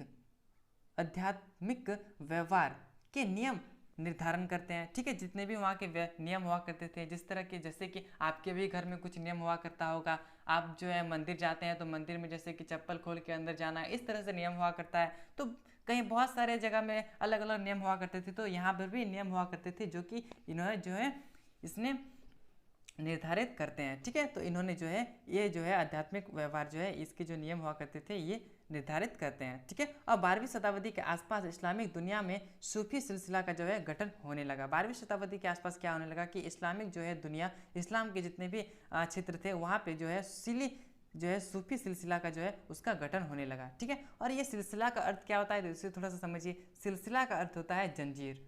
ठीक है, शेख और मुरीद, मैंने शेख भी बताया और मुरीद भी बताया। ठीक है, इसके बीच जो है एक निरंतर रिश्ता की और संकेत जो है ये बढ़ता गया। ठीक है, और दीक्षा के विशेष अनुष्ठान विकसित किए गए। ठीक है, दीक्षा क्या होता है, जैसे कि दान दीक्षा के बारे में, दान दीक्षा का नाम तो आप सुना ही होगा, तो इस तरह से आप दीक्षा समझ सकते हैं। दीक्षा के विशेष अनुष्ठान जो है विकसित किए गए। दीक्षित को निष्ठा का वचन देना होता था। ठीक है, ये जो है दीक्षित जो भी दीक्षा लेते थे, ठीक है, वो जो है निष्ठा का वचन देना पड़ता था उन्हें। ठीक है, सिर मुंडाकार थेगड़ी वाले कपड़े पहनने पड़ते थे। पीर की मृत्यु के बाद जो है उसकी दरगाह, पीर मैंने आपको बताया कि पीर कौन होते थे, उसकी जो है मृत्यु के बाद उसकी जो दरगाह होती थी उसको मुरीद के लिए उसकी जो है भक्ति स्थान माना जाता था। क्या बताया, जो पीर हुआ करता था, पीर वो जब जो है मर जाते थे, ठीक है, जब उसको दफनाया जाता था, ठीक है, तो वो जो जगह हुआ करती थी वो जो है मुरीदों के लिए एक पवित्र स्थान माना जाता था। ठीक है, पवित्र स्थान मानते थे मुरीद। ठीक है, तो इस तरह से आप यहाँ तक आपको बहुत ही अच्छे ढंग से, बहुत ही बेहतरीन ढंग से, बहुत ही सिंपल लैंग्वेज में मैंने आपको समझा दिया, आपको समझ में आ गया। पीर की दरगाह पर जियारत के लिए जाने की परंपरा चल निकली। ठीक है, और ये जो है पीर जो है ये इस दरगाह के लिए, ये जो है जियारत का अर्थ होता है दर्शन और यात्रा करना। ठीक है, सॉरी तीर्थ यात्रा, दर्शन करना। ठीक है, तो इसकी जो है जाने की परंपरा चल निकली। ठीक है, इस तरह से परंपरा होने लगा कि पीर की जो है उसकी दरगाह के लिए, उसका दर्शन के लिए जो है परंपरा उठने लगी, और इस तरह से जो है इस परंपरा को आगे बढ़ते जो है इस तरह से होने लगा। ठीक है, और इस परंपरा को जो है उर्स भी कहा जाने लगा। ठीक है, आपको क्वेश्चन पूछा जा सकता है, ठीक है, कि ये जो परंपरा मैंने आपको बताया, ये परंपरा का जो है दूसरा नाम क्या है, तो आप क्या बताइएगा, उर्स। ठीक है, तो इस तरह से जो है आपका बहुत ही जो है डीपली से अगर क्वेश्चन पूछे तो इस तरह से आपको पूछा जा सकता है, और आप इस तरह से बहुत ही सिंपल लैंग्वेज मैंने आपको बताया, आप बता सकते हैं। लोग ऐसा मानते थे कि मृत्यु के बाद पीर ईश्वर में एक जो है एकीभूत जो है हो जाते थे, अर्थात एकीकृत हो जाते थे, ठीक है। जो है लोग जो है ऐसा मानते थे कि मृत्यु के बाद जो है पीर जो है ईश्वर में एकीभूत हो जाते थे, मरता मतलब ये जो है इसका जो है कनेक्शन जुड़ जाता था, ठीक है। तो इस तरह से आप समझ सकते हैं कि जो पीर है और ईश्वर जो है इसकी जो है एक जो है एकीकरण हुआ करता था वो किस प्रकार से होता था, इस तरह से आप समझ सकते हैं। लोग आध्यात्मिक और ऐहिक कामनाओं की पूर्ति के लिए जो है इसका आशीर्वाद लेने जाते थे, ठीक है। तो इस तरह से आप समझ सकते हैं कि ये जो लोग होते थे आशीर्वाद लेने के लिए इतनी दूर जो है यात्रा करते थे, ठीक है, और अपनी काम जो है इच्छा होती थी, जो भी डिजायर होता था, जितने भी कामनाएं हुआ करती थी, तो इस तरह की पूर्ति के लिए जो है इन्होंने आशीर्वाद लेने के लिए यहाँ पे जाते थे, ठीक है। तो ये तो आपको समझ में आया होगा, ठीक है। अब हम थोड़ा सा समझिए खानका के बाहर इसका अर्थ क्या होता है, इसके बारे में थोड़ा सा समझिए। ये तो आपको समझ में आया होगा कि खानका क्या होता है, ठीक है, ये तो आपको समझ में आया होगा, लेकिन खानका के बाहर ये इसे थोड़ा सा समझिए।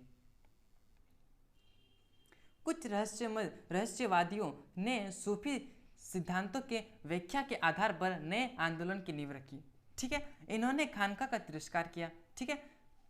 अब मैंने आपको क्या बताया कि जो सूफी हुआ करते थे वो खानका में ही रहते थे, लेकिन जो है कई कई जगह पर जो है बहुत दूसरे सूफी आने लगे, दूसरे सूफी का गठन होने लगा, तो वहीं पे जो है तिरस्कार किया किसका ना, खानका का, जहाँ पे वो रहते थे उसी का तिरस्कार किया, ठीक है। ये जो है राष्ट्रवादी फकीर की जिंदगी बिताते थे, ठीक है। ये जो है मैंने आपको बताया वो जो है क्या करते थे ना, जो अपना जो है रहस्यवादी फकीर जो है उसकी ज़िंदगी ये जो है बिताते थे, और निर्धनता और ब्रह्मचारी को उन्होंने गौरव प्रदान किया, अर्थात ये जो है गरीब की दृष्टि से रहते थे, गरीब जैसे रहते थे, ठीक है, और ब्रह्मचारी इस तरह से रहते थे और इस तरह से अपने जीवन को व्यतीत करते थे, ठीक है। और इन्हें जो है अलग अलग नामों से जाना जाता था, जैसे कि मैं आपको एग्जाम्पल में बताऊँ, जैसे आप स्क्रीन में देख पा रहे होंगे, कलंदर, मदारी, मलन और हैदरी, इस नाम से जो है इन्हें जाना जाता था, ठीक है। और यह जो है सरिया की अवहेलना करते थे। सरिया क्या होता था, मैंने आपको बताया कि आप शॉर्टली में मैंने आपको बताया था, मुसलमान का एक नियम हुआ करता था जिसे सरिया कहा जाता था, ठीक है। और वहीं पे जो है ये जो है सरिया की अवहेलना करते हैं, ठीक है, और इसीलिए जो है इसे बेसरिया कहा जाता था। जो सरिया का ये जो है सरिया, जो जैसे कि ये एक मुसलमान का धर्म है, सरिया, इसका जो पालन करते हैं इसे जो है बासरिया कहा जाता है, बासरिया, ठीक है, बासरिया। और वहीं पे जो ये जो है इसकी अवहेलना करते हैं उसे जो है बेसरिया कहा जाता है, ठीक है। ये बहुत सिंपल आपको समझ में आ गया, ठीक है, समझ में आ गया होगा। इन्हें सरिया के पालन करने वाले सूफियों से अलग करके देखा जाता था, ठीक है। ये जो है इसे अलग दृष्टि से देखा जाता था, ठीक है। तो ये जो है खानका के बाहर जो मैंने आपको बताया, खानका के बाहर जो बेसरिया हुआ करते थे, जो सरिया को नहीं पालते थे, उसे मानते थे, उसे बेसरिया कहा जाता है। तो इस तरह से आप समझ सकते हैं कि खानका के बाहर क्या होता था, ठीक है। और जो ये जो है जो सरिया को नहीं मानते थे उसे किस नाम से जाना जाता है, तो इस तरह से आप समझ सकते हैं। अब जो है हमारा नेक्स्ट टॉपिक वो है उपमहाद्वीप में चिश्ती सिलसिला, ठीक है। तो इसे थोड़ा सा समझिए। 12वीं शताब्दी के अंत में भारत आने वाले सूफी समुदायों में चिश्ती जो है सबसे अधिक और सबसे महत्वपूर्ण जो है प्रभावशाली शक्ति जो है, बहुत ही मजबूत शक्ति, बहुत ही प्रभावशाली हो गई। कौन? तो मैंने आपको क्या बताया, सूफी समुदाय, ठीक है। सूफी समुदाय में जो चिश्ती है, ठीक है, ये जो है बहुत ही अधिक प्रभावशाली हुई। कब? ना 12वीं शताब्दी में, ठीक है। ये तो आपको समझ में आया होगा। और इसमें जो है आपके एग्जाम में इस तरह से प्रश्न पूछा जाता है कि ये जो है सूफी समुदाय में चिश्ती ये जो है बहुत ही अधिक प्रभावशाली हुआ 12वीं शताब्दी में, लेकिन क्यों हुआ, इसका कारण क्या था, ये कारण आपसे पूछा जाता है आपके एग्जाम में, ठीक है। तो इस तरह से आपको बहुत ही घुमा चढ़ा के आपका प्रश्न पूछा जाता है। तो इसका कारण क्या होता है इसे जानिए। इन्होंने अपने आप को स्थानीय परिवेश में ढाल लिया, ठीक है। ये क्या किए कि जिस तरह से माहौल था, सोचिए कि ये जो है एक समाज है, यहाँ पे जितने भी नियम हुआ करते हैं, जितने भी यहाँ का नियम था, जितने भी नियम था, जिस तरह से यहाँ का व्यवहार था, ठीक है, जैसा भी कुछ था, उस तरह से जो है ये यहाँ पे रहना स्टार्ट कर दिया, और जिस तरह से यहाँ पे समाज चलता था उस तरह से ये जो ढल गए, ठीक है।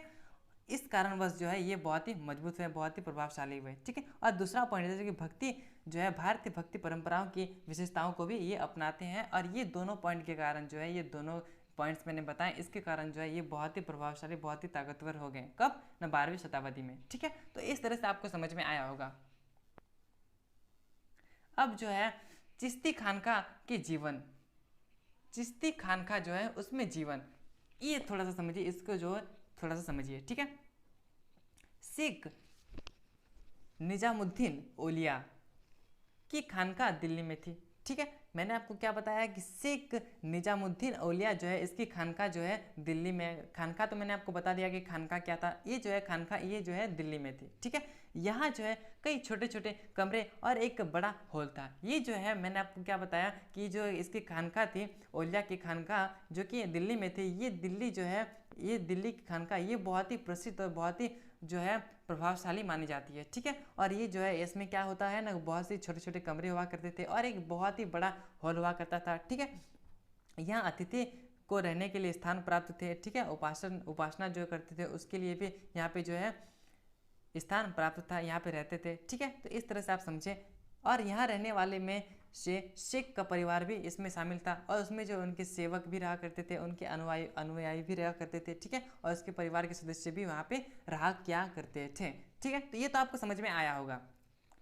शेख एक छोटे से कमरे में छत पर रहते थे। ये जो शेख हुआ करता था, मैंने आपको क्या बताया, शेख का नाम औलिया, मैंने आपको शॉर्ट में बताया, लेकिन ये जो है पूरा नाम क्या था इसका ना, शेख निजामुद्दीन औलिया, जिसकी खानका जो है दिल्ली में हुआ करती थी। और इसी की जो विशेषता है मैंने आपको जितने भी बताए कि इसका कमरा छोटा हुआ करता था, इसमें एक बड़ा हॉल होता था, ठीक है। यहाँ पे अतिथि का जो है रहने के लिए स्थान था, ठीक है। इसमें जो है इस खानका में क्या कौन कौन रहते थे ना, परिवार, जितने भी शेख के परिवार थे, जितने भी सेवक थे, जिनके भी अनुयायी थे, ये सारे यहाँ पे रहा करते थे, ठीक है। ये तो आपको समझ में आया होगा। अब जो है शेख एक छोटे से कमरे में छत पर रहते थे, ठीक है। ये जो छोटा कमरा हुआ करता था, जैसे कि ये मैं आपको बताऊं, ये जैसे कि आप देख पा रहे होंगे स्क्रीन में, ये कमरा है, सोचिए इसका जो छत हुआ करता था वहाँ पर ये रहा करते थे, ठीक है। जहाँ वह मेहमानों से सुबह शाम मिला करते थे, ठीक है। और यही स्थान हुआ करता था जहाँ पे ये जो है मेहमान इससे मिला करते थे, ठीक है। और आंगन एक गलियारे से घिरा हुआ करता था। आंगन जहाँ पे होता था उसके चारों ओर जो है एक गलियारा हुआ करता था, ठीक है। खानका के चारों ओर दीवार से घेरा जाता था। खानका जो होती थी, मैंने आपको बताया खानका के बारे में, उसके चारों ओर जो है दीवार घेरा करती थी, मतलब दीवार, चारों तरफ दीवार दिया जाता था, ठीक है। और यहाँ एक समुदाय रसोई अर्थात लंगर चलता था, ठीक है। और यहाँ सुबह से देर रात तक सभी तबकों के लोग, सभी तरह के लोग, सॉरी यहाँ पे मिस्टेक हो गया है, सभी तरह के लोग अनुयायी बनने जो है लगते थे और ताबीज़ लेने के लिए यहाँ पे जो है आया करते थे, ठीक है। कब ना, सुबह से बहुत ही रात तक, जितने भी रात तक आप आ सकते हैं उतना टाइम तक जो है यहाँ पे जो है ताबीज़ लेने के लिए लोग आया करते थे, ठीक है। तो ये तो आपको समझ में आ रहा होगा, ठीक है। किसके बारे में, जो औलिया जो है उसका जो है खानका है दिल्ली में, इसके बारे में मैंने आपको जितने भी पॉइंट्स बताए ये बहुत ज़्यादा इंपॉर्टेंट हो जाता है, ठीक है। तो आपको याद होना चाहिए, आप याद कर लीजिए, बहुत ही सिंपल है, आपको याद हो जाएगा, ठीक है। अब जो है मैं आपको 2-3 नाम बता रहा हूँ, अमीर हसन सिज्जी, अमीर खुसरो और एक है जियाउद्दीन बर्नी। ये क्या किए ना, इन सब ने जो है शेख के बारे में लिखा, शेख के बारे में, ठीक है। शेख क्या होता है मैंने आपको बताया, इसके बारे में जो है लिखते हैं, ठीक है। और शेख निजामुद्दीन जो है मैंने आपको बताया, इसका जो है खानका जो कि दिल्ली में है, इसके बारे में भी कई आध्यात्मिक वारिसों को चुना और उन्हें अलग अलग भागों में खानका स्थापित करने के लिए भेजा, ठीक है। और इस प्रकार से जो है चिश्तियों का उपदेश मिलता है तथा शेख का प्रसिद्ध चारों ओर जो है फैलता है, ठीक है। तो इस तरह से जो है ये विकसित होते हैं, चारों तरफ फैलते हैं, ठीक है। तो इस तरह से आपको समझ में आया होगा किस तरह से जो है अमीर हसन सिज्जी, अमीर खुसरो और जियाउद्दीन बर्नी, ये जो तीनों नाम है, ये तीनों जो है शेख के बारे में लिखते हैं। और किस प्रकार से लिखते हैं मैंने आपको बताया, ठीक है। तो इस प्रकार से जो है ये जो है लिखते हैं, ठीक है। तो ये तो आपको समझ में आ गया होगा। और इनकी जो पूर्वजों की दरगाह जो है वो तीर्थ यात्रा आने लगे, ठीक है। मतलब मैंने आपको क्या बताया कि इनकी पूर्वजों, इसके जो पूर्वजों कहने का मतलब क्या है कि इसके पीछे जितने भी, सोचिए कि आप है, आपके पापा, उनके पिताजी, ठीक है, उनके पिताजी, उनके पिताजी, उनके पिताजी, इस तरह से जो है आपसे जितने भी बड़े होते गए, अर्थात जितने भी पूर्वज हैं उनकी दरगाह पर जो है तीर्थ यात्री जो है वो आने लगे, ठीक है। तो इस तरह से आप जो है ये पॉइंट्स मेरा खत्म होता है और हमारा नेक्स्ट टॉपिक स्टार्ट होता है, चिश्ती उपासना, जियारत और कवाली। तो इसे भी थोड़ा सा समझिए। सूफी संतों की दरगाह पर लोग जियारत के लिए आते थे, ठीक है। पिछले 700 सालों में अलग अलग संप्रदायों के लोग 5 महान चिश्ती संतों के दरगाह पर आते थे। ठीक है, मैंने आपको क्या बताया कि सूफी संतों की दरगाह पर जो है लोग जियारत के लिए आते थे, दर्शन के लिए आते थे। ठीक है, और पिछले 700 सालों में अलग अलग संप्रदायों के लोग 5 महान चिश्ती संतों के दरगाह पर जो है आते रहे। ठीक है, 7 सालों तक, आप समझ सकते हैं कितना ज़्यादा टाइम पीरियड होता है। ठीक है, इसमें सबसे महत्वपूर्ण दरगाह ख्वाजा मोइनुद्दीन चिश्ती का था। ठीक है, ये जो है मैंने आपको जितने भी बताए, ये जो है पांच जो है महान चिश्ती, इसमें जो सबसे प्रसिद्ध और सबसे महत्वपूर्ण जो है दरगाह था वो था ख्वाजा मोइनुद्दीन चिश्ती का। ठीक है, और इसमें जो है जिसे गरीब नवाज भी कहा जाता है। ठीक है, आपके एग्जाम में एमसीक्यू दोस्तों जितने भी मैंने आपको जितने भी पॉइंट्स बता रहा हूँ ये बहुत ही ज़्यादा इंपॉर्टेंट हो जाता है। ठीक है, और ये जो है और दोस्तों ये जो है आपके एग्जाम के पर्पज से बहुत ही ज़्यादा इंपॉर्टेंट रहता है। ठीक है, तो आपको याद होना चाहिए कि जो 5 महान चिश्ती थे उसमें सबसे ज़्यादा जो था महत्वपूर्ण था वो था मोइनुद्दीन चिश्ती। ठीक है, और जिसे जो है गरीब नवाब भी कहा जाता है। ठीक है, तो इस तरह से आपके एग्जाम में 1 नंबर में पूछा जा सकता है कि जो सबसे महत्वपूर्ण दरगाह था ख्वाजा मोइनुद्दीन चिश्ती का, उसमें से जो उसको जो है उसका दूसरा नाम उससे किस नाम से और जाना जाता है, इस तरह से आपसे एग्जाम में पूछा जा सकता है। ठीक है, तो आप क्या बताइएगा, गरीब नवाज। ठीक है, तो इस तरह से आप इसका आंसर बता सकते हैं। यह दरगाह शेख की सदाचारिता और धर्मनिष्ठा और तथा उनके वारिसों और राजसी मेहमान द्वारा दिए गए प्रश्रय के कारण जो है बहुत लोकप्रिय होता है। ठीक है, और मोहम्मद बिन तुगलक पहला सुल्तान था जो इस दरगाह पर आया था। ठीक है, तो आपसे इस तरह का भी एग्जाम में पूछा जा सकता है कि जो ये जो दरगाह है बहुत ही महत्वपूर्ण दरगाह, बहुत ही अच्छा दरगाह जिसे बोला जाता है ख्वाजा मोइनुद्दीन चिश्ती, इस दरगाह पर सबसे पहला सुल्तान कौन आया था? लोग तो निवासी तो आते ही हैं, ठीक है, लेकिन सबसे पहला सुल्तान जो है वो कौन आया था? तो आप क्या बताइएगा, मोहम्मद बिन तुगलक। ठीक है, तो इस तरह से आप बता सकते हैं। पहली इमारत सुल्तान गयासुद्दीन खिलजी ने बनाई। ठीक है, पहला जो इमारत थी वो जो है सुल्तान गयासुद्दीन खिलजी ने बनवाया था, और अकबर जो है यहाँ पे 14 बार आया था। ठीक है, तो इस तरह से आपके एग्जाम में पूछा जा सकता है कि अकबर कितना बार आया था? 14 बार। ठीक है, तो इस तरह से आप बता सकते हैं। प्रत्येक यात्रा पर बादशाह दान भेंट दिया करते थे। ठीक है, जितनी भी बार आते थे वो उतना बार जो है यहाँ पे भेंट देते थे, गिफ्ट के तौर पर कुछ देते थे। ठीक है, तो इसका ब्यौरा शाही दस्तावेजों में दर्ज किया जाता था, अर्थात एक दस्तावेज हुआ करता था, उसमें जो है अकबर कोई भी शासक आए, ठीक है, जैसे कि मैं आपको बताया अकबर यहाँ पे 14 बार आया, तो 14 बार में जो भी पहला बार आया वो जो है क्या भेंट लेके आए, क्या गिफ्ट लेके आए, क्या लेके आए, उसको लिखते थे, कब आए इसको लिखते थे, तो इस प्रकार से जो है यहाँ पे लिखा जाता था। ठीक है, नाच और संगीत भी जियारत का हिस्सा हुआ करती थी। ठीक है, तो इस तरह से आप समझ सकते हैं। अब जो हमारा नेक्स्ट टॉपिक है वो है भाषा और संपर्क। ठीक है, ये जो है दोस्तों भाषा और संपर्क, इसके बारे में थोड़ा सा समझिए। चिश्तियों ने स्थानीय भाषा को अपनाया। ठीक है, चिश्ती जो हुआ करती थी वो जो है स्थानीय भाषा, वहाँ की जो लोकल भाषा हुआ करती थी उसको अपनाया। दिल्ली में चिश्ती सिलसिला के आगे लोग हिंदी में बातचीत करते थे। ठीक है, बाबा फरीद ने क्षेत्रीय भाषा में काव्य की रचना की, इसका संकलन गुरु ग्रंथ साहिब में मिलता है। ठीक है, ये जो है इसकी रचना हुआ करती थी बाबा फरीद की, उसकी रचना कहाँ देखने को मिलती है न गुरु ग्रंथ साहिब में। ठीक है, तो इसकी रचना यहाँ पे मिलती है। कुछ सूफियों ने लंबी कविताएं ये जो है मसनवी लिखे। मसनवी एक जो है लिखने का तरीका हुआ करता था। ठीक है, तो ये जो है आप समझ सकते हैं मसनवी इस तरह से। तो ये जो है कुछ सूफियों ने लंबी कविताएं जो है वो जो है मसनवी लिखी, मसनवी तरीके से लिखे थे। ठीक है, मलिक मोहम्मद जायसी द्वारा रचित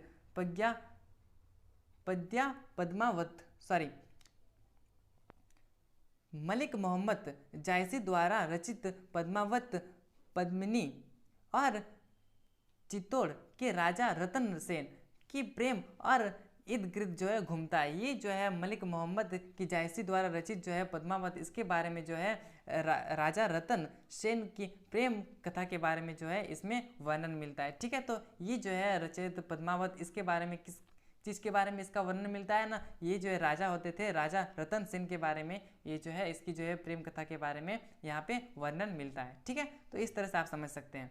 दक्कन में कर्नाटक के आसपास दक्कनी में लिखी छोटी कविताएं थी। ठीक है, तो दक्कन में जो है कर्नाटक के आसपास दक्कनी में लिखी छोटी कविताएं जो है यहाँ से प्राप्त होती है। ठीक है, और यहाँ 17वीं 18वीं शताब्दी में यहाँ बसने वाले चिश्तियों संतों द्वारा रची गई थी। ठीक है, तो इस तरह से जो है भाषा और संपर्क हमारा समाप्त होता है और हमारा जो नेक्स्ट टॉपिक है वो स्टार्ट होता है, वो है सूफी और राज्य। ठीक है, तो ये जो है सूफी और राज्य, इसके बारे में थोड़ा सा समझिए। ये सूफी जो है ये क्या करते थे, सूफी के जो है इसमें बताया गया ये जो सूफी है इसका जो है राज्य के साथ किस तरह से संबंध हुआ करता था, किस तरह से इसका संबंध था, तो इसी के बारे में जो है यहाँ पे हम समझने वाले हैं। ठीक है, तो चलिए दोस्तों इसको जानते हैं। चिश्ती संप्रदाय के लोग संयम और सादगी भरा जीवन व्यतीत करते थे। ठीक है, और सत्ता में खुद को दूर रखने पर बल देते थे। सत्ताधारी जो है विशिष्ट वर्ग और विशिष्ट वर्ग जो है सत्ताधारी के विशिष्ट वर्ग अगर उन्हें भेंट देते थे, ठीक है, बिन मांगे भेंट देते थे, तो वो जो सूफी हुआ करते थे उसे जो है स्वीकार कर लेते थे। ठीक है, सुल्तानों ने खानका को कर मुक्त भूमि अनुदान में दी थी। ठीक है, ये जो है सुल्तान जो कि खानका के सुल्तान है वो, और किस खानका का ये तो बताया गया नहीं है, लेकिन खानका के जो सुल्तान हुआ करते थे वो क्या करते थे, जो भूमि जो है भूमि अनुदान दिया करते थे। किस वजह से ना, कर के वजह से जो है एक भूमि अनुदान किया करते थे। ठीक है, तो इस तरह से आप समझ सकते हैं। चिश्ती धन और सम्मान के रूप में भी ये जो है दान स्वीकार कर लेते थे। ठीक है, तो इस तरह से आप समझ सकते हैं कि जो सूफी हुआ करता था वो किस तरह से जो है किसी का भी जो है दान जो है किस तरह से वो स्वीकार करते थे। ठीक है, और इस धन को जो है इकट्ठा करके जो है ये रखा नहीं किया जाता था। ठीक है, ये जो है जितने भी इनको धन मिलते थे वो जो है इकट्ठा नहीं करते थे। ठीक है, क्या करते थे कि बल्कि इससे खाने, ठीक है, खाने, कपड़े, रहने की व्यवस्था, महफिल, ये जो है आदि जितने भी हुआ करते थे इस पे जो है ये खर्च कर देते थे। ठीक है, तो इस तरह से जो है आप समझ सकते हैं कि जितने भी उन्हें दान में पैसे जितने भी कुछ मिलते थे वो जो है अपने जो है खाने, कपड़े, रहने की व्यवस्था और महफिल, इसके कारण जो है इस जो है इतने जितने भी मैंने आपको बताएं इस सब के लिए जो है ये खर्च कर देते थे। ठीक है, तो इस तरह से आप समझ सकते हैं। आम लोगों में चिश्ती बहुत प्रसिद्ध थी। ठीक है, मैंने आपको बताया चिश्ती जो है बहुत ही महत्वपूर्ण स्थान हुआ करता था। ठीक है, तो ये जो है बहुत प्रसिद्ध थी, इसलिए शासक भी उनका समर्थन हासिल करना चाहते थे। जो शासक हुआ करते थे उसको जो है इसके जो है समर्थन हासिल करना चाहते थे। ठीक है, और जब तुर्कों द्वारा दिल्ली सल्तनत की स्थापना की गई, जब तुर्क द्वारा जो है तुर्की उसके द्वारा जो है दिल्ली सल्तनत की स्थापना की गई, तब उलमा द्वारा शरिया लागू की जाने की मांग ठुकराया गया। ठीक है, तो इस तरह से आप समझ सकते हैं। और उलमा के बारे में मैंने आपको बताया कि उलमा क्या होता है, तो इसके बारे में और शरिया जो है इसके बारे में मैंने आपको बताया, उलमा और शरिया दोनों के बारे में बताया, तो इसके कारण जो है ये पॉइंट आपको बहुत ही अच्छे ढंग से समझ में आ गया होगा। ठीक है, इस पॉइंट में क्या बताया गया कि उलमा जो है उलमा द्वारा शरिया लागू की जाने की मांग जो है उसको ठुकरा दिया, क्योंकि अधिकतर जनता इस्लाम को नहीं मानती थी। ठीक है, अधिकतर जो है जितने भी निवासी वहाँ थे उतने उसमें से बहुत ही अधिकतर इंसान जो है वो इस्लाम को नहीं मानते थे, स्वीकृत नहीं करते थे। ऐसे में सुल्तानों ने सूफी संतों का सहारा लिया। ठीक है, और इस कारणवश जो है ये सूफी सल्तनत जो है उसका जो है सहारा लेते थे। ठीक है, और सूफियों और सुल्तानों के बीच तनाव के उदाहरण भी मौजूद हैं। ठीक है, यहाँ पे क्या होता था कि कभी कभी जो है इसके बीच तनाव हो जाती थी, किसके ना, सूफी और तनाव, इन लोग दोनों के बीच जो है कभी कभी तनाव हो जाता था। ठीक है, तो इस तरह से आप समझ सकते हैं। और इसका कारण क्या होता था इसे भी समझिए थोड़ा सा। दोनों अपनी सत्ता का दावा करने के लिए कुछ आचारों पर बल देते थे। ठीक है, ये आचार्य क्या होते थे, ये जो है कुछ बातें होती थी, कुछ कानून होते थे, कुछ नियम हुआ करते थे। ठीक है, जैसे मैं आपको एक उदाहरण देकर समझाऊं कि झुककर जो है प्रणाम किया जाता था, कदम चूमना, कदम को मतलब जो पैर हुआ करता था उसे चुमा जाता था, मतलब जो है किस किया जाता था। ठीक है, तो कभी कभी सूफी शेख को आडंबर पूर्ण पदवी से संबोधित किया जाता था। तो ठीक है, तो ये जो जितने भी मैंने आपको 2-3 उदाहरण बताए, तो इस तरह से आप समझ सकते हैं कि वहाँ पे जो है सूफी और सुल्तान उसके बीच जो है तनाव का जो कारण हुआ करता था, इस तरह से आप समझ सकते हैं। और भी मैं कुछ उदाहरण दूं तो शेख निजामुद्दीन औलिया, इसके बारे में मैंने आपको बहुत ही डिटेल से बताया कि इसका जो खानका है वो दिल्ली में था, किस तरह से उसका छोटा कमरा होता था, बड़ा हॉल हुआ करता था। ठीक है, मैंने आपको इसके बारे में बहुत ही अच्छे ढंग से समझाया है, आपको बहुत ही अच्छे ढंग से इसके बारे में समझ में आ रहा होगा। शेख निजामुद्दीन औलिया इसके अनुयायी उनको सुल्तान उल मशिक अर्थात शेखों में सुल्तान इस तरह से कहते थे। ठीक है, तो इस तरह से आप समझ सकते हैं। ठीक है, अब हम थोड़ा सा समझते हैं नवीन भक्ति पंथ उत्तरी भारत में संवाद और असहमति। ठीक है, इसमें हम लोग तीन जनों के बारे में बात करेंगे। ठीक है, जो है बहुत ही महत्वपूर्ण स्थान प्राप्त कर लिए वर्तमान में। ठीक है, तो पहला है हम लोग मीराबाई के बारे में पढ़ेंगे। ठीक है, उसके बाद जो है हम लोग गुरु नानक के बारे में पढ़ेंगे। ठीक है, उसके बाद जो है हम लोग कबीर के बारे में पढ़ेंगे। उसके बाद जो है हमारा चैप्टर जो है एंड हो जाएगा। ठीक है, तो इस तीनों के बारे में समझने के लिए जो है आप जो है बहुत ही अच्छे ढंग से समझिए, क्योंकि ये जो है इंपॉर्टेंट हो जाता है आपके एग्जाम की दृष्टि से। ठीक है, तो ये जो है मीराबाई भक्ति परंपराओं का सबसे प्रसिद्ध कवयित्री मानी जाती है। ठीक है, और इसका जो लगभग हुआ करता है, इसका जो कालखंड होता था लगभग 15वीं शताब्दी से 16वीं शताब्दी तक इसका जो है कालखंड माना जाता है। मीराबाई जो है इसका जन्म जो है राजस्थान में हुआ था, इस तरह से माना जाता है। और इसका पिता जो है रतन सिंह है ये। ठीक है, तो इस तरह से आप समझ सकते हैं कि इनका जन्म कब हुआ, इनका पिता का नाम क्या था। तो ठीक है, तो ये तो आपको समझ में आ गया। मीराबाई बचपन से ही कृष्ण भक्ति में लीन थी। ठीक है, कृष्ण भक्ति थी। ठीक है, कृष्ण को बहुत ज़्यादा मानती थी। ठीक है, तो इस तरह से जो है मीराबाई जो है मानती थी कृष्ण भक्त को। मीराबाई का विवाह उनकी मर्जी के खिलाफ मेवाड़ के सिसोदिया कुल में किया गया। ये जो है मीराबाई, इसका विवाह जबरदस्ती किया गया। कहाँ ना, मेवाड़ के सिसोदिया कुल में। ठीक है, तो ये जो है मीराबाई, इसका जन्म कहाँ हुआ, इसका पिता का नाम क्या था, इसका बचपन में जो है किस भक्त के लिए थी। ठीक है, इसका जो विवाह जो है इसको जबरदस्ती कहाँ किया गया, ये जो है जितने भी मैंने बताए ये सारे आपको समझ में आ गए होंगे। विवाह के बाद पति की आज्ञा की अवहेलना करते हुए मीराबाई ने पत्नी और माँ के दायित्व को निभाने से इनकार किया। क्या करती है ये जो है मीराबाई, इसका विवाह हो जाता है, इसका जो है जबरदस्ती इसका विवाह किया जाता है। ठीक है, उस समय क्या होता है कि ये जो है विवाह करने के पश्चात जो है उसके जो पति हुआ करते थे, उसका जो है जितने भी बात हुआ करते थे, उसके जितने भी आज्ञा हुआ करते थे, उसको जो है नहीं मानते हैं। ठीक है, और जो है उसकी जो है मीराबाई ने पत्नी और माँ के दायित्व को निभाने से भी इनकार कर दिया। ठीक है, क्योंकि मीराबाई श्री कृष्ण को अपना एकमात्र पति स्वीकार कर चुकी थी। ठीक है, क्योंकि ये जो है बचपन से ही जो है कृष्ण भक्त थी। ठीक है, कृष्ण की भक्ति थी। तो ठीक है, तो इस तरह से जो है ये जो है पहले से ही जो है अपना एकमात्र पति स्वीकार कर ली थी कृष्ण भगवान को। ठीक है, तो इस तरह से आप समझ सकते हैं। एक बार उनके ससुराल वालों ने उन्हें जहर देने का प्रयत्न किया, लेकिन मीराबाई भवन से निकलकर भागने में सफल रहे। ठीक है, एक बार क्या हुआ कि उनके ससुराल वाले क्या करने लगे कि इनको जो है जहर देने लगे, इसकी मृत्यु करने चाहें। ठीक है, तो इसमें क्या हुआ कि मीराबाई जो है वो राजमहल से भाग निकली। ठीक है, और जो है वो एक घुम्मड़ गायिका बन गई। ठीक है, घुम्मड़ गायिका अर्थात जो घूम घूम के गाती है। ठीक है, तो इस तरह से आप समझ सकते हैं।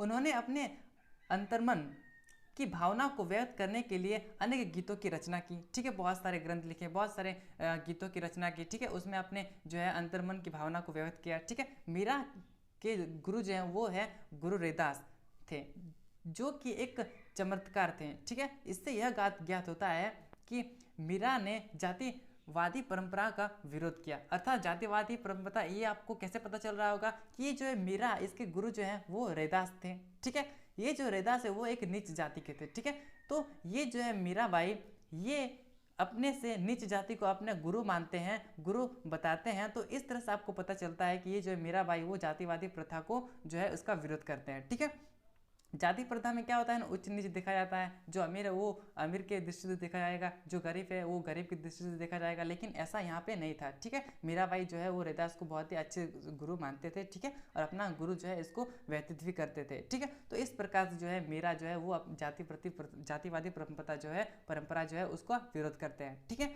और मीराबाई ने राजमहल के ऐश्वर्य को त्याग दिया। ठीक है, जितने भी वहाँ का सुख सुविधा था, जितने भी वहाँ के शौक थे, जितने भी अवेलेबल था चीज़, बहुत सारे जितने भी इसको सुख सुविधा थे, वो सारा को त्याग करके और एक विधवा के रूप में सफ़ेद वस्त्र धारण कर सन्यासी की जिंदगी जो है वो व्यतीत करने लगे। ठीक है, तो इस तरह से जो है मीराबाई जो है एक सन्यासी बन जाती है और अपना जीवन जो है सन्यासी के रूप में व्यतीत करती है। ठीक है, तो इस तरह से आप समझ पा रहे होंगे मीराबाई के बारे में। अब जो हमारा नेक्स्ट टॉपिक है वो है गुरु नानक के बारे में। ठीक है, तो गुरु नानक के बारे में थोड़ा समझिए। गुरु नानक का जन्म एक हिंदू परिवार में हुआ था। ठीक है, ये तो आपको समझ में आ गया। इनका जन्म स्थल पंजाब का ननकाना गांव था जो रावी नदी के पास था, वहाँ पे हुआ था, ठीक है। और इसकी जो मृत्यु हुई है वो करतारपुर में हुई थी, ठीक है। इस तरह से माना जाता है। और सिख धर्म के संस्थापक भी इन्हें माना जाता है, ठीक है, जो कि निर्गुण भक्ति थे। तो इस तरह से आप समझ सकते हैं। और इनका विवाह जो है छोटी आयु में ही किया गया था, ठीक है। तो ये जो है मैंने 3-4 पॉइंट्स बताए, ये तो आपको समझ में आ गया, ठीक है। और देखते हैं आगे की ओर। आगे दिया हुआ है कि इन्होंने अपना जो है अधिकतर समय सूफी और भक्तों संतों में जो है इसके बीच जो है गुजारा, ठीक है। और देश भर की यात्रा की, ठीक है, निर्गुण भक्ति का प्रचार किया और धर्म के सभी बाहरी अंडमार को जो है उस अस्वीकार करते हैं। और इस तरह से आप समझ सकते हैं कि जो है सूफी और भक्त संत के जरिए जो है ये अपना जो है जीवन व्यतीत किए, ठीक है। तो इस तरह से आप समझ सकते हैं। बहुत अधिक समय जो है इसमें व्यतीत करते हैं। जैसे कि हो गया यज्ञ, अनुष्ठान, स्नान, मूर्ति पूजन, कठोर तपस्या, हिंदू और मुसलमान के धर्म ग्रंथों को भी जो नकारा और परम पूर्ण रब का कोई लिंग का आकार जो है वो नहीं था, ठीक है। तो इस तरह से जो ये बताते हैं और ये जो है पालन करते हैं, ठीक है। उपासना का सरल नियम था स्मरण करना और उसका नाम जपना, ठीक है। ये जो है बताते हैं गुरु नानक, ये जो है उपासना का जो एक बहुत ही सिंपल और बहुत ही सरल तरीका है वो है स्मरण करना और जो है नाम का वो जप करना, ठीक है, जाप करना। इन्होंने अपने विचारों पंजाबी भाषा में शब्द के माध्यम से सामने रखा, ठीक है। और नानक जी यह शब्द अलग अलग रागों में गाते थे। शपथ अर्थात कोई गीत हुआ करता था उस समय का, ठीक है, वो जो है अलग अलग रागों में गाते थे। उनके सेवक मर्दाना रबाब बजाकर जो है उनका साथ देते थे। उनका जो सेवक हुआ करता था मर्दाना, वो जो है बजाता था, ठीक है, और गुरु नानक जो है वो गाते थे, ठीक है। तो इस तरह से इनकी सहायता करते थे। गुरु नानक ने अपने अनुयायियों को एक समुदाय में संगठित किया, ठीक है। ये जितने भी इनके अनुयायी थे उसको जो है संगठित करते हैं, ठीक है। सांप्रदायिक उपासना के नियम निर्धारित करते हैं, ठीक है। और यहाँ सामूहिक रूप से जो है पाठ होता था, बहुत सारे पाठ हुआ करते थे, ठीक है। और गुरु नानक ने अपने अनुयायी अंगद को अपने बाद जो है गुरु पद पर आसीन किया, ठीक है। उसके जो अनुयायी थे, गुरु नानक के अनुयायी अंगद को जो है गुरु नानक के बाद जो है उसके गुरु बनाए गए, ठीक है। मतलब मैं आपको क्या बताना चाह रहा हूँ कि ये जो गुरु थे गुरु नानक, ठीक है, इसके बाद जो गुरु हुए उसके अनुयायी अंगद हुए, ठीक है। तो इस तरह से आप समझ सकते हैं। और इसके जो है यहाँ पे 10 गुरु हुआ करते थे। इसके 10 गुरु के मैं आपको नाम बताऊंगा, ठीक है। यह परंपरा लगभग 200 वर्षों तक चलती रही। गुरु नानक जी की कोई नया धर्म की स्थापना नहीं करना चाहते थे, लेकिन इसकी मृत्यु के बाद इनका अनुयायियों ने अपने आचार विचारों इस प्रकार से बनाए जिससे ही अपने आप को ही जो है हिंदू और मुसलमान दोनों से अलग चिन्हित करते थे। लेकिन ये जो है कोई अलग जो है धर्म जो है वो स्थापित नहीं करना चाहते थे, ठीक है। 5वें गुरु जो थे वो अर्जुन देव थे, जिन्होंने बाबा गुरु नानक तथा उनके 4 उत्तराधिकारियों को क्या किया ना, बाबा फरीद, रविदास और कबीरवानी, ये तीनों जो है इसमें आते हैं, ठीक है। और उसको जो है आदि ग्रंथ साहिब में संकलित किया, ठीक है, गुरु नानक ने, ठीक है। गुरु नानक थे प्रथम गुरु, ठीक है। और ये जो 5वें गुरु थे उन्होंने जो है इस सबको आदि जो है ग्रंथ साहिब इसमें संकलित करते हैं, ठीक है। अब मैंने आपको बताया 10 गुरु के नाम, जैसे कि आप स्क्रीन में देख पा रहे होंगे। ये जो है 5 गुरु हैं, जैसे कि पहला था गुरु नानक, दूसरा था गुरु अंगद, ये दोनों के बारे में मैंने चर्चा की। और ये जो 5वां गुरु था गुरु अर्जुन देव, इसके बारे में मैंने आपको बताया, ठीक है। और तीसरा चौथा यहाँ पे दिया हुआ आप देख सकते हैं। और ये जो आगे है 6वां 7वां, ठीक है, 8वां 9वां और 10वां, ये 2 के बारे में भी जानना आपको जरूरी है, ठीक है। तो इस तरह से आप 10 गुरु के नाम यदि याद रख लेते हैं तो आपको जो है एग्जाम में बहुत ही सहूलियत होगी लिखने में, ठीक है। तो 9वें गुरु थे गुरु तेग बहादुर और 10वें गुरु थे गोविंद सिंह, ठीक है। तो इस तरह से आप 10 गुरु थे वो सारे गुरु के नाम मैंने आपको दे दिए, आप याद रख सकते हैं, ठीक है। 17वीं शताब्दी में गुरु गोविंद सिंह कौन थे न, 10वें गुरु थे, ठीक है। वो जो है 9वें गुरु जो है गुरु तेग बहादुर, उसकी रचनाओं को भी जो है इसमें शामिल करते हैं। किसमें? जो मैंने आपको बताया आदि ग्रंथ साहिब, उसको जो है बाद में बदल कर जो है इसकी जो है इस ग्रंथ की जो है गुरु ग्रंथ साहिब इसको कहा गया, ठीक है। तो जो है आदि ग्रंथ साहिब उसको बदल कर जो है गुरु ग्रंथ साहिब इस तरह से नाम जो है बदला गया और उसमें जो है 9वें गुरु जो है गुरु तेग बहादुर उसकी भी रचना इसमें मिलती है। ठीक है, और गुरु गोविंद सिंह ने खालसा पंथ की जो है स्थापना की। खालसा पंथ क्या होता है ना, खालसा जो है एक पवित्र की सेना होती है, पवित्रों की सेना। ठीक है, और ये जो है पवित्रों की सेना, ये जो है खालसा पंथ इसी जो है एक महत्वपूर्ण कार्य के लिए जो है ये बनाए थे। ठीक है, और ये जो हुआ करता था, इसके जो है 5 प्रतीक हुआ करते थे। ठीक है, 5 प्रतीक क्या थे, अर्थात ये जो है गुरु नानक इसमें जो है ना ये अपने आप को मुस्लिम बताएं और ना ही अपने आप को हिंदू बताएं। ठीक है, लेकिन ये जो है अपने आप को जो है सिख उसकी स्थापक मानते हैं। ठीक है, तो उसका जो 5 प्रतीक हुआ करता था, उसके 5 प्रतीक होते हैं, जिसमें से पहला है बिना कटे के तथा बाद जो है बालूल नहीं काटना। ठीक है, कृपान, कच्च, कंघा, लोहे के कड़ा। ठीक है, तो ये जो है 5 प्रतीक हुआ करते थे सिख धर्म के। ठीक है, तो इस तरह से आप समझ सकते हैं। अब जो हमारा नेक्स्ट और आखिरी टॉपिक है वो है कबीर। तो थोड़ा सा कबीर के बारे में जानते हैं। कबीर एक महान संत एवं समाज सुधारक कवि माने जाते थे। ठीक है, इनका जो जन्म है वो वाराणसी में हुआ है, इस तरह से माना जाता है। इनका जन्म एक विधवा महिला के द्वारा हुआ था। ठीक है, इसका जो जन्म हुआ था वो एक विधवा महिला के द्वारा हुआ था, जिसके कारण इसको जो है बहुत ही लज्जा शर्म आ रही थी, उसके कारण जो है ये जो छोड़ दिए थे इसको। ठीक है, उसके बाद क्या हुआ कि इनकी माताजी ने इन्हें लहर तारा नदी के पास जो है वहाँ पे छोड़ दिया था, और उसके बाद जो है इन्हें एक जुलाहा दंपति नीरू और नीमा ने पालन पोषण किया था। ठीक है, तो इस तरह से आप समझ सकते हैं कि उसकी जो है माता थी वो एक विधवा थी, जिन्होंने इसको जन्म देकर इसको छोड़ दिया। उसके बाद जो है नीरू और नीमा जो है इसकी पालन करते हैं। ठीक है, पालन पोषण करते हैं। तो इस तरह से आप समझ सकते हैं कि इनके माता पिता कौन थे और किन्होंने इन्हें पालन पोषण किया। ठीक है, उन्होंने परम सत्य को वर्णित करने के लिए कई तरीकों का सहारा लिया। ठीक है, और कबीर इस्लामी दर्शन की तरह सत्य को अल्लाह, खुदा और हजरत और पीर कहते हैं। ठीक है, वेदांत दर्शन से प्रभावित कबीर सत्य को अलग, अदृश्य, निराकार कहते हैं। ठीक है, कुछ कविताएं इस्लामी दर्शन के ईश्वरवाद और मूर्ति भजन का समर्थन करते हुए हिंदू धर्म में बहुत ज़्यादा ईश्वर और मूर्ति का खंडन करती है। ठीक है, तो इस तरह से आप समझ सकते हैं। कबीर पहले और आज भी उन लोगों के लिए प्रेरणा का एक स्रोत थे। ठीक है, अभी भी हैं और उस समय भी बहुत ही जो है जो मोटिवेशनल होता है, इंस्पिरेशन होता है, उसका एक प्रतीक माना जाता है। ठीक है, जो सत्य की खोज में रूढ़िवादी धार्मिक सामाजिक परंपरा विचारों को प्रश्नवाचक के नज़रिए देखते हैं। ठीक है, जितने भी रूढ़िवादी धर्म है, मैंने आपको बताया रूढ़िवादी परंपरा, उसके बारे में जो है वो एक प्रश्नवाचक दृष्टि से देखते हैं। कबीर को भक्ति मार्ग दिलाने का जो है गुरु वो जो है गुरु रामानंद थे। ठीक है, तो कबीर का जो है गुरु थे वो कौन थे ना, जो है गुरु रामानंद। ठीक है, तो इस तरह से आप समझ सकते हैं कि गुरु जो है कबीर के वो हैं गुरु रामानंद। ठीक है, तो इस तरह से आप कबीर के गुरु का क्या नाम था ये आप समझ सकते हैं। और ये पॉइंट आपको याद रखना बहुत ज़्यादा इंपॉर्टेंट हो जाता है। ठीक है, क्योंकि आपके एग्जाम में पूछा जा सकता है कि कबीर के गुरु कौन थे। ठीक है, ऐसा माना जाता है कि यह हिंदू परिवार में जन्मे थे, लेकिन इनका पालन पोषण जो है मुस्लिम परिवार में हुआ था। ठीक है, ये जो कबीर थे ये एक हिंदू परिवार में जन्मे थे, लेकिन इसका जो है पालन पोषण वह एक मुस्लिम परिवार में हुआ था। इस तरह से जो है इतिहासकार मानते हैं। ठीक है, और यह पढ़े लिखे नहीं थे। ऐसा भी माना जाता है कि ये जो है कबीर ये जो है पढ़े लिखे नहीं थे। कबीर की वाणी को विजक नामक ग्रंथ में भी लिखा गया है। ठीक है, ये जो विजक नामक ग्रंथ ये बहुत ही एक प्रसिद्ध ग्रंथ है, जिसमें जो है कबीर की वाणी को लिखा गया है।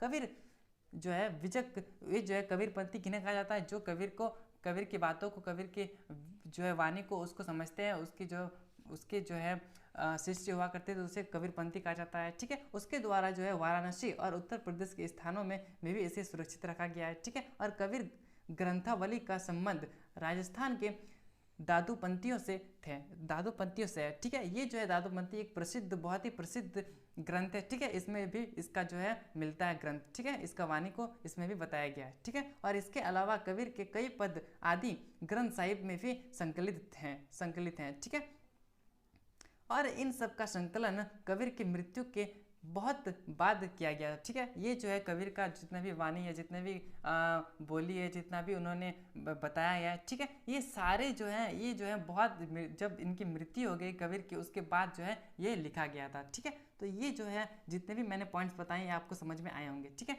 दोस्तों, यहीं पे जो है हमारा चैप्टर जो है वो एंड होता है। ठीक है, आशा करता हूँ दोस्तों ये जो है टॉपिक्स जितने भी पॉइंट्स बताएं, जितने भी मैंने आपको एक एक पॉइंट्स बताएं, एक एक टॉपिक्स बताएं, ये आपको बहुत ही बेहतरीन ढंग से, बहुत ही अच्छे ढंग से, बहुत ही सिंपल लैंग्वेज में आपको समझ में आए होंगे। ठीक है दोस्तों, यदि आपको नहीं आया होगा तो आप दोस्तों वीडियो को दोबारा देखिए, बहुत ही आसान शब्दों में मैंने आपको समझाया, आपको समझ में आया होगा। ठीक है दोस्तों, मैं आपको फिर से याद दिला दूं कि यदि आप अपने हमारे टेलीग्राम ग्रुप में, टेलीग्राम चैनल में, आप अभी तक हमारे टेलीग्राम चैनल में नहीं ज्वाइन हुए हैं तो आप जाके ज्वाइन हो सकते हैं, क्योंकि वहाँ पे जो है मैंने आपको जितने भी PDF हैं इस चैप्टर से, हिस्ट्री का क्लास 12 या फिर ज्योग्राफी के से रिलेटेड, ठीक है, जितने भी नोट्स के PDF है वो मैंने आपको अवेलेबल करवा दिया है। ठीक है, तो आप जाके वहाँ से डाउनलोड कर सकते हैं और हमारे चैनल पर भी विजिट करके वहाँ पे ज्वाइन हो सकते हैं। ठीक है, और दोस्तों अभी तक हमारे चैनल को सब्सक्राइब नहीं किया है तो चैनल को सब्सक्राइब कर दीजिएगा। ठीक है, इस तरह से आपका जो है आपको जो है बहुत ही अच्छे ढंग से सिंपल लैंग्वेज में समझाया जाएगा किसी भी चैप्टर को। ठीक है, तो दोस्तों जय हिंद, जय भारत, धन्यवाद।